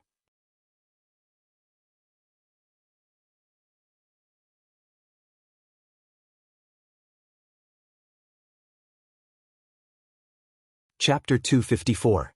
The sharp glass surface had pierced through her body from behind and came out of her chest. Fang Yan's punch had shattered her internal organs, causing her to spit out not only blood but also reddish-brown chunks of her lungs. She had an oval face and a pale complexion. Her eyes were small and her mouth was big, and there was an obvious red mole at the corner of her mouth. She was not Luo Lina, and the person who died was not the lip-smacking killer who had changed her name to Luo Lina. Qin Ying walked over, glanced at the body on the ground, and said, "Her name was Wang Lin. She was a research assistant hired by the company from outside. Why did you kill her?" He squatted down to check Wang Ling's breathing to see if she still had a pulse. "Don't move," Fang Yan shouted. Qin Ying looked at Fang Yan and said, "You should know what kind of responsibility you would have to bear if she had died. No one could kill people casually, even in this underground laboratory that no one knew about." "She's already dead," Fang Yan said. "The glass that pierced through her body was thrown by me, and the fatal punch on her back was also thrown by me. I can now confirm that she's already dead. But if you touch her body, you'll also die." What? Qin Ying stared at the body on the ground warily and said, "She's already a dead person. What else could she have done?" Qin Ying's gaze swept over the body and said, "You're saying there's something strange about her body?" Fang Yan nodded and picked up a pen from the ground. He used the tip of the pen to lift up the white coat worn by the body and pointed at a small silver ball that rolled out and said, "As long as you touch that ball of light, both of us will be blown to ashes." "How do you know she has such a thing on her body?" Qin Ying asked doubtfully. This kind of round ball was very rare. How could it have such a powerful destructive power? "I guessed," Fang Yan said. He didn't want to tell Qin Ying that he and Qin Etian had experienced this kind of thing together, and he also didn't want Qin Ying to know how he and Qin Etian had escaped from death. This was the secret between him and Qin Etian. Since the Qin family did not want to make it public, why should he be a villain? She tried to use it to fight back as the glass pierced through her body. Unfortunately, Fang Yan's speed was too fast. His fist landed on her back, cutting off her life force and draining her strength. Therefore, the silver ball could not be activated and thrown out. Otherwise, this research lab would be destroyed. Qin Ying was very depressed. He knew that Fang Yan was hiding something from him. However, he had held back from Fang Yan before, and when Fang Yan wanted to further inquire about his background, he stopped him. Therefore, if Fang Yan didn't say anything, he couldn't do anything about it. "She's in cahoots with the lip flower killer," Fang Yan said. After looking at her height and body shape, he said, "She might be the substitute of the lip flower killer. She exposed herself at this time to cover lip flower's escape." "She has a substitute?" Qin Ying was really angry. How many people did they send in? What are they trying to do? "They want the Rubik's Cube," Lu Chaoga said coldly as she walked over and looked at the body on the ground. "I personally recruited Wang Lin. I was worried that she was a commercial spy, so I had her life and work history reviewed from birth until now, but I didn't expect that there would still be a problem. It was because they were worried that someone would do something in the middle, so the recruitment was fully handled by Lu Chaoge. She had spent too much time and energy on it, and she didn't expect to recruit 2 killers. This was a very serious blow to Lu Chaoge. Fang Yan patted Lu Chaoge's shoulder and said with a smile, "The most famous intelligence agencies in the world are the former Soviet Union's KGB, the United States FBI, Israel's Mossad. These are all agencies that specialize in intelligence gathering and espionage, and there will also be spies from other countries in their ranks. This kind of thing is hard to avoid. Longtime Group is such a big company, there should be a lot of commercial spies in it, right?" Lu Chaoge nodded and said, "It's good to be exposed earlier. Let me know how to take precautions." 2 killers had been exposed today, so whether there were any other suspicious targets in this underground research institute was something that Lu Chaoge had to focus on and deal with next. A man in black came over to report to Qin Ying and said, "Captain, we've searched everywhere, but we didn't find the target." Qin Ying sighed and said, "She escaped." "Even if we can't find her, we have to find her escape route," Fang Yan said. He picked up the small silver ball from the ground and carefully put it in his pocket. This thing was really too dangerous. If they were to accidentally detonate it, they wouldn't be able to cry even if they wanted to. Qin Ying waved his hand, and 2 men in black came over to dispose of the body. Zhao Siqing comforted the other workers and told them that this was a research accident. When doing research, there would often be all kinds of accidents, which was why every researcher had their own independent research institute. However, an accident like today's explosion and fire was rare.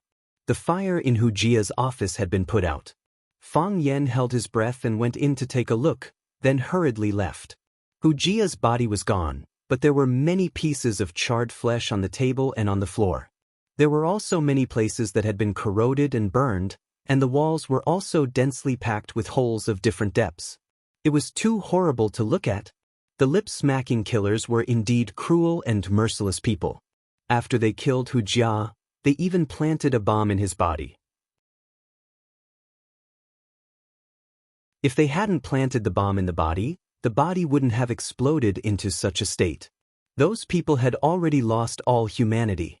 Qin Ying surveyed the scene and remembered that when Fang Yan first came, he forbade everyone to touch Hu Jia's body. He couldn't help but take another look at him. Who was this guy? Why did he know so many things? As a professional bodyguard, he noticed a lot of details that were overlooked by others. Compared to him, he was completely unqualified as a bodyguard. Thinking of the gap between the two, Qin Ying's mood was a little depressed. Fang Yan patted him on the shoulder and said, "I'll leave the scene to you. Don't worry about whether there are other killers inside. The most important thing is to find out the way they entered. Only by blocking this way can we ensure that such a thing won't happen again." "I will," Qin Ying said very firmly. If he couldn't even do this well, he would have no face to stay here anymore. Zhao Siqing was still comforting people outside. Fang Yan followed Lu Chaoge into her office. Lu Chaoge rubbed her head tiredly and said, "I don't understand. Why did she take the initiative to expose it? If they didn't kill Hu Jia, we wouldn't even know of their existence." "Who keeps the Rubik's Cube?" Fang Yan asked. "I keep it," Lu Chaoge said. "Except for me and my aunt, no one understands the real content of the Rubik's Cube. Moreover, I divided the Rubik's Cube into 2 parts and set up 2 research institutes. I'm in charge of the public, and my aunt is in charge of the other research institute in the dark. All the engineers can only get a part of the research data. As long as these research data are pieced together, it will be the real Rubik's Cube." "They are anxious," Fang Yan said. After they came in, they found it difficult to get in touch with the real Rubik's Cube. Or, they can only get in touch with a part of the Rubik's Cube, so they couldn't help but make a move. They want you to be confused so that they can infer the real Rubik's Cube from some clues. We are facing a very powerful opponent." Lu Chaoge looked at Fang Yan and said, "How much do you know about them?"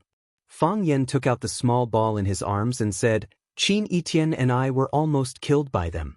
Lu Chaoge looked at Fang Yan in surprise and said, "Qin Etian asked for leave because of this?" She knew that Qin Etian had asked for leave for a long time, but she didn't know the inside story of her leave. She was injured, Fang Yan said. She took a bullet for me. Lu Chaoge looked at Fang Yan with a strange expression and didn't speak for a long time. I am her teacher and she is my student. Maybe we are also a pair of friends who can talk to each other, Fang Yan explained. Does she think so too? Lu Chaoge asked. I have heard some of the rumors in the school. Fang Yan shook his head and said, You know better than me what kind of existence the Qin family is. It is impossible for the two of us. Besides, I am a teacher and she is a student. Our relationship will be that of a teacher and a student. Lu Chaoge chuckled and said, If you agree, I think Qin Etian is very willing to leave Rosefinch. To be honest, the school's education is meaningless to her. I have seen her mother, and I know what kind of woman she is. I have always been proud of my abilities. But after interacting with that woman, I actually felt inferior. It is not jealousy, it is inferiority. Can you imagine my disappointment when I took the Qin family's private plane back to Huaqing? Although our negotiation was very pleasant, I still felt very disappointed. It was as if something was missing. If Qin Etian really wanted to learn, she had a lot of options to choose from. Every choice is 100 times better than her staying in Rosefinch. What I don't understand is why she is still willing to stay in Rosefinch. If Qin Etian is this kind of person, her parents are definitely not ordinary people, Fang Yan said. Last time they made a move on Qin Etian, and this time they killed people in the research institute. They are really unscrupulous. We can't take revenge on every killer, Lu Chaoge said. We need to find out who is controlling these killers. How should we take revenge on them?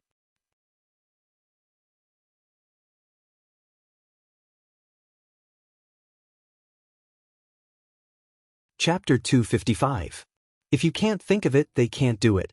Qin Ying found the route of the lip flower killer's escape, which was through the smoke vent in the kitchen.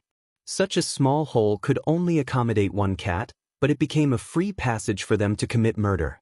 Fang Yan looked at the smoke vent above his head and said, The double jumped out to buy time for the lip flower killer. Otherwise, she wouldn't have been able to get out so easily. Where does the outside lead to? The bushes leading to the backyard, Qin Ying said. I've already sent someone to check, but it must be too late. Find a way to seal this place, Fang Yan said. Not only here, but also the entire underground research institute to find other hidden dangers as much as possible. I will. Qin Ying nodded. With such a thing happening, Qin Ying had to use 200% of his strength this time. Lu Chaoge had already pulled out all the information on Luo Lina for research and said, She is indeed a scientist, and she has already produced a research result not long after entering the Chaoyin Research Institute. She has been doing boiling experiments since she came in, and the Rubik's Cube technology does need to find the critical point of seawater boiling. This woman was too scary. Every step she took was preparation for this day. I'm really curious. Poor they. Arsenal, Fang Yan said.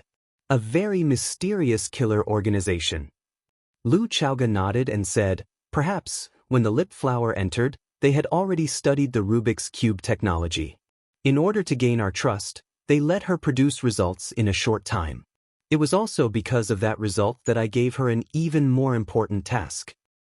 What I didn't expect was that they dared to attack Qin Etian.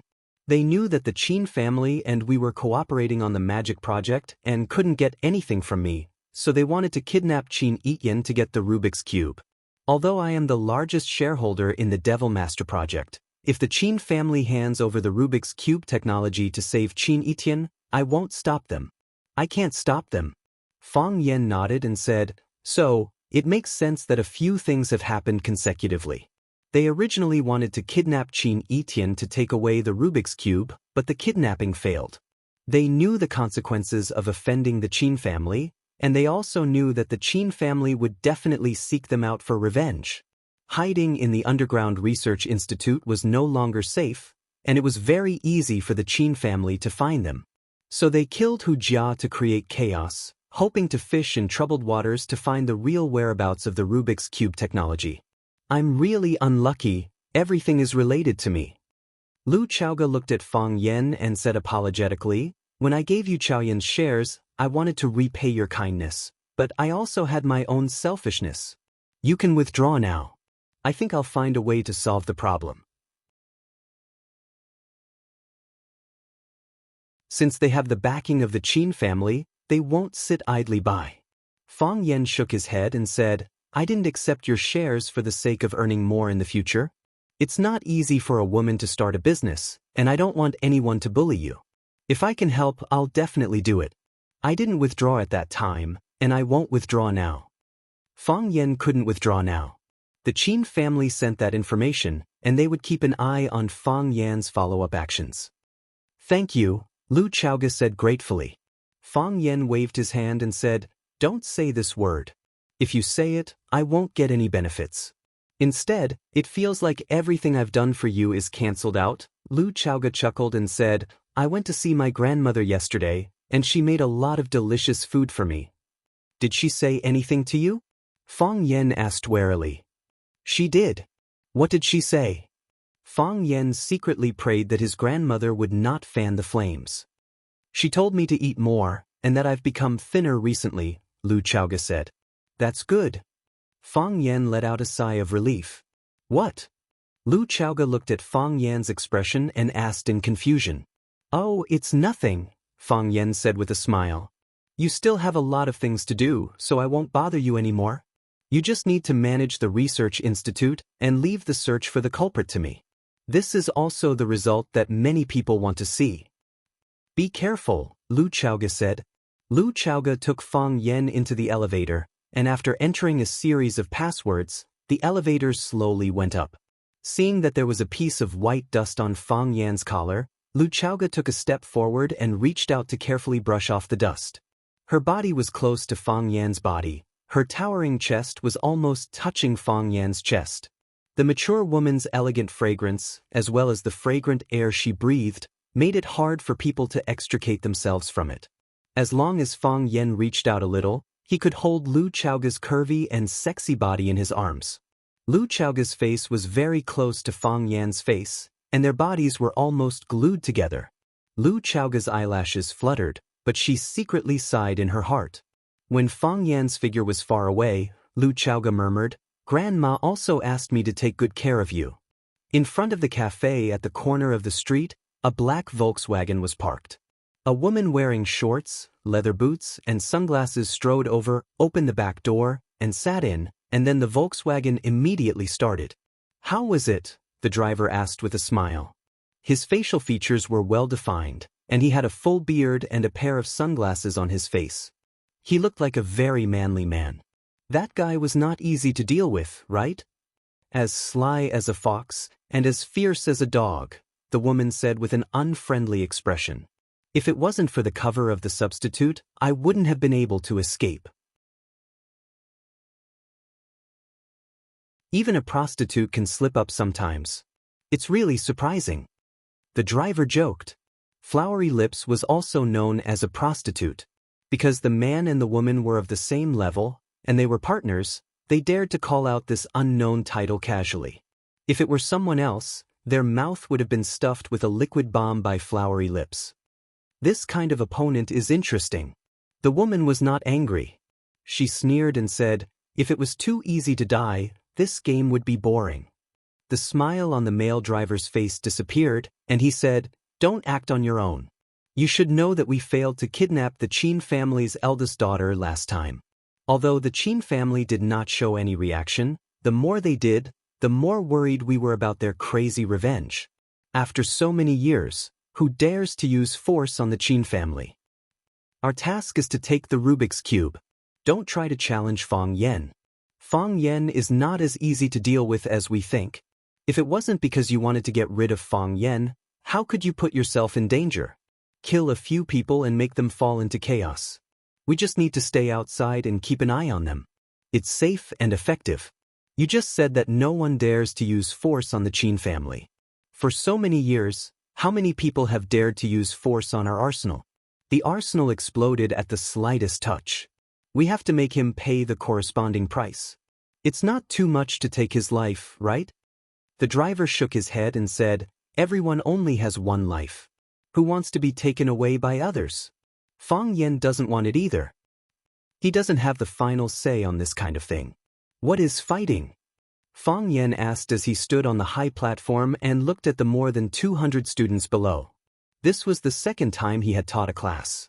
Originally, there was a class in the middle, but it was postponed because he was injured in the 10-feet abyss. If you search for this term on the internet, the explanation they give is, the two sides have armed conflict, attack each other. To be honest, I don't like this explanation. In my opinion, fighting is a kind of spirit.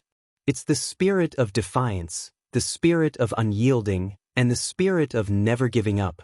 If you want to conquer a mountain without this spirit, you'll probably give up when you reach the foot of the mountain. If you want to conquer the ocean, you'll give up when you see the waves crashing against the shore. If you want to be number one in the whole year, you'll give up when you see a difficult problem to solve. This spirit is the essence of fighting, and it's also the spirit and blood of fighting. You must be wondering why I'm teaching you about fighting today. Because I want to tell you that in fact, fighting is everywhere in our lives. An exam is a battle, a sports training is a battle, some boys fall in love with the most popular campus belle is a battle. Of course, if there's a girl who likes tanching, she may also have to go through a fierce battle. The whole audience burst into laughter. Tang Cheng was also laughing, but as he laughed, his face became gloomy. Qining'an, where are you? Even if you don't like me, you don't need to hide from me.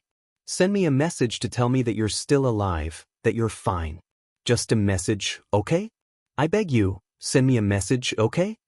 Most importantly, I also have a battle coming up. I've thought about escaping, I've thought about surrendering, but in the end, I still decided to face it bravely. I made this decision because I have the spirit of defiance and injustice in my heart. Mr. Fang, are you going to fight with your rival in love? Mr. Fang, if you like me, you don't have to compete with others. Mr. Fang, what kind of battle are you talking about? Fang Yan waved his hand and said, there are many kinds of battles. If there's a disagreement, we'll fight with our fists and feet. Fang Yan waved his hand at the people behind him. Fang Yingxiong and Fang Haohan, who were dressed in white shorts, walked out from behind the curtain. The whole audience screamed and applauded like thunder. The students knew that Mr. Fang Yan was going to perform kung fu again. He wanted to tell the students the real meaning of fighting through experimental actions. Fang Yan bowed to the audience and waved to Fang Yingying to attack. Fang Yingying stood where he was, with a painful expression on his face. He still lacks that spirit. Fang Yan said to the audience with a smile. The students under the stage roared with laughter again. Fang Yan waved to Fang Yingying again, threatening him with his eyes to attack immediately. Plop. Fang Yingying sat on the ground and said, the battle is over, I'm already dead. Fang Haohan's face changed dramatically, and he was extremely angry. Fang Yingxiong, this idiotic scoundrel who doesn't care about face, making such a decision without any integrity or integrity. What do you mean by sharing weal and woe as a good brother? Can't you at least tell him in advance?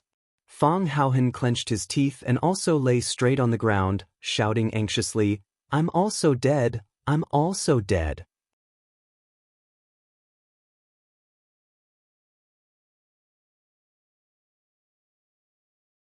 Chapter 256. The muscles on Fang Yan's face would have twitched if he had not been worried about ruining his image as a gentle, elegant, knowledgeable, and considerate Prince Charming. He was so angry that he felt his outlook on life, values, and the world had collapsed in an instant. Fang Yingying and Fang Haohan were two cowardly, lazy, and idiotic fellows. How could they have the nerve to lie on the ground and surrender in front of hundreds of students? They were the inner disciples of the Fang family and the old drunkard students. They shouldered the heavy responsibility of protecting the country and carrying forward the Fang family's Tai Chi. How could they do this? Fang Yan's white face turned black, then purple, and then white again. He tried hard to control the muscles on his face and put on a gentle and smiling expression with great difficulty. He said, all the students have seen it. This is a battle without anger. Because they don't have anger in their hearts, they don't have any unwillingness to accept defeat, so they have already lost before the real battle. A battle without fighting spirit can no longer be called a battle. It's a one-sided massacre. Fang Yan walked in front of Fang Yingxiong, placed his foot on his chest, and said, I only need to lift my foot, and I can break his sternum, or directly twist his neck. He has become my captive, and I can use all kinds of torture on him. Fang Yan covered the microphone on his collar and squatted down to look at Fang Yingying. He said, Get up quickly. Fang Yingying shook his head desperately. If you don't get up, I'll step on you. I won't get up even if you step on me to death, Fang Yingying said with great determination. If I get up, you will humiliate me first and then step on me to death. What will make you agree to it? Don't hit me. That's impossible. Then there's nothing to talk about. I promise I won't hit your face. That won't do, Fang Yingying said. If you hit me, I'll lose face in front of these hundreds of students, especially those female students. They used to smile at me when they saw me on the road. Once, when I was eating in the school cafeteria, they even poured their unfinished braised pork into my plate. If you hit me, they won't smile at me anymore, and they won't give me braised pork. They gave it to you and you ate it? Why not? Are you a pig? I was born in the year of the pig, Fang Yingying answered smoothly. Junior martial uncle, I have something to discuss with you. What? Can you let me beat you up? Fang Yingying asked carefully. What? Fang Yan almost jumped up. You haven't even cooperated with me in class, and now you want to beat me up? Does he even care about seniority?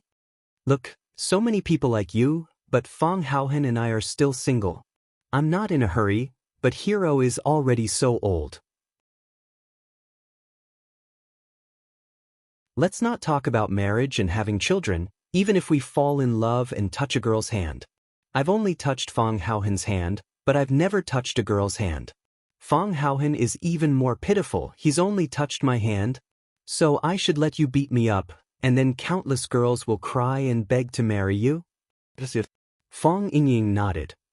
If Miss Yi beats you up, she will become the queen of Rosefinch High School. I've asked around, and many boys like her. Last time when I was walking on the road, there were 2 guys who ran up to me and asked for Miss Ye's phone number. You're so good at martial arts. If Hero and I can beat you up, we will become the idols of our school. How can you be so childish? Fang Yan said angrily. How am I childish? Fang Yingying was not convinced. He had been thinking about this for a long time. As long as Junior Martial Uncle beats him up, he will immediately become famous in Rosefinch and become the king of Rosefinch, the legendary bird king. Just thinking about it made him so excited that all the fat on his body shook. You think Yi Gentle will become the queen of Rosefinch just because she beats me up? Ask Li Xiaoyan to come and beat me up. See if there are any guys who treat her like a queen. See if anyone runs to you to ask for her phone number. At that time, everyone will say that this woman is ugly and violent. Whoever marries her will be unlucky. Li Xiaoyan was the daughter of the Monkey Fist Li family, and she was the most important person in their circle. With a height of 1.6 meters and a weight of nearly 100 kilograms, she was like a moving mountain of meat when she walked. Even Fang Yingying, the fatso, looked small and dainty in front of her, not to mention Fang Yan and Fang Haohen. Fang Yingying's eyes were dull, and he said, Junior Martial Uncle, what do you mean? If you are good-looking, people will praise you for your lively personality after they see you beating people up, and it will add a rude and arrogant charm. If you are ugly and still beat people up, people will say that ugly people are more mischievous. I'm not ugly, Fang Yingying said stubbornly. That's what you think. Fang Yan said angrily. He suddenly used his strength and dragged Fang Yingying up from the ground. Fang Yingying was anxious, and he wanted to lie down again as if he was suffering from osteochondrosis. Fang Yan patted his shoulder, and Fang Yingying's reflex muscles were suppressed, and he hit Fang Yan's chest with his palm. Fang Yan was very happy, and he said to the students in the audience, Did you see that? Even a clay figurine has some anger. When a person has anger, the strength he can display is quite shocking. This kind of person, even if the final result of the battle is defeat, he has already gained my respect. Although Fang Yan said this, he had already kicked Fang Yingying, who had gained his respect, to the back of the curtain of the stage, and he couldn't get up for a long time. Fang Yan walked toward Fang Haohen, and Fang Haohen's eyes closed, and he directly fainted. Fang Yan was a little regretful, and thought, next time in the big class, he would just bring Fang Haohen to the stage alone. As an elder, he must be fair and treat everyone equally. Today he hit Fang Yingying but not Fang Haohen. This was not fair, and presumably, Fang Yingying was also not happy. Being a person is difficult. Blue Mountain Club. This was one of the more famous clubs in Huaqing, and it was also the first choice for the young masters of Huaqing to gather. There was a rumor that the backer of this club was one of the 4 young masters of Huaqing, but who it was still a mystery. This was because none of the 4 prodigies of Huaqing had admitted that they were related to Blue Mountain Club. There was a big battle recently. Have you guys heard about it? A young man with ear studs asked curiously. In his arms was a snow-white, big-breasted loli. The loli was holding a fork in her hand, and she was currently feeding the strawberries on the plate into the ear stud man's mouth one by one. What battle? Let's hear it. A woman wearing a black dress that revealed her beautiful collarbone asked casually. She was flirting with a handsome British guy beside her.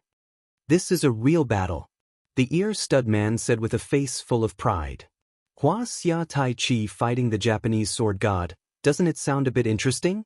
This isn't like those boxing matches on TV. It said that it's a real life and death battle between internal experts. Hua Xia Tai Chi? Japanese sword god? Someone snorted. In this day and age, even a duo can represent Hua Xia Tai Chi? Where did the god of swords come from? Which small East Asian island? The hype nowadays is getting more and more out of hand. Tell me, how much is a ticket? I don't sell tickets. They're fighting on top of Sword Peak. The ear stud man said unhappily. He heard it from a very important person, and the source was definitely reliable. They're quite into it. Why don't they change their names to Shimin Chueshue and Yi Guqing? You guys don't know, right? A fatso joined the crowd with 2 foreign girls in his arms and said, if I tell you who the person fighting the Japanese sword god is, you won't say that. Who is it? Everyone was curious. Fang Yan, fatso said. Who is that? Some people didn't know who Fang Yan was. There's nothing much to say about Fang Yan, he's just a middle school teacher.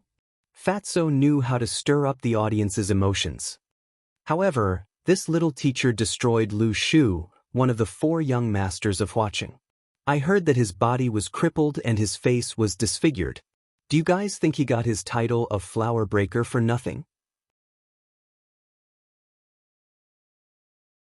Does that mean you guys understand that this isn't a game? That Fang Yan, why is he fighting the Japanese? I heard that the Japanese came looking for him. Who knows? These guys are all brawn and no brains. What can't they do for the title of #1 in the world? Then can we go and watch? The curiosity of the women was fully aroused. When is the competition? Let's go and support that flower breaker. No matter what, he's a contestant from our country. We can't let those Japanese win. Just as everyone was discussing the fight between Flower Breaker and the Japanese sword god, a wheelchair made of stainless steel stopped in front of them. A man wearing a wolf mask sat in the wheelchair. His body was curled up in the wheelchair, one hand supporting his chin. The 2 eyes in the wolf's eyes sized up the people in front of him with great interest. He said, the story is quite interesting. What happened to one of the 4 prodigies of Huaqing who was beaten up by Playboy Breaker in the end? How many bowls of rice does he eat every meal? Can he still go out and pick up girls? Alright, is he still alive? There's no point in living after such a tragedy, isn't there? Everyone held their breath and looked at the wolf-headed man in front of them in fear. Although they couldn't see his face, everyone could feel that he was smiling. However, his smile was so cruel. It was as if he could stab himself at any time. You're tuning in to the Wang Lin's Journey YouTube channel. Don't forget to subscribe and join us on this journey to catch the most captivating stories.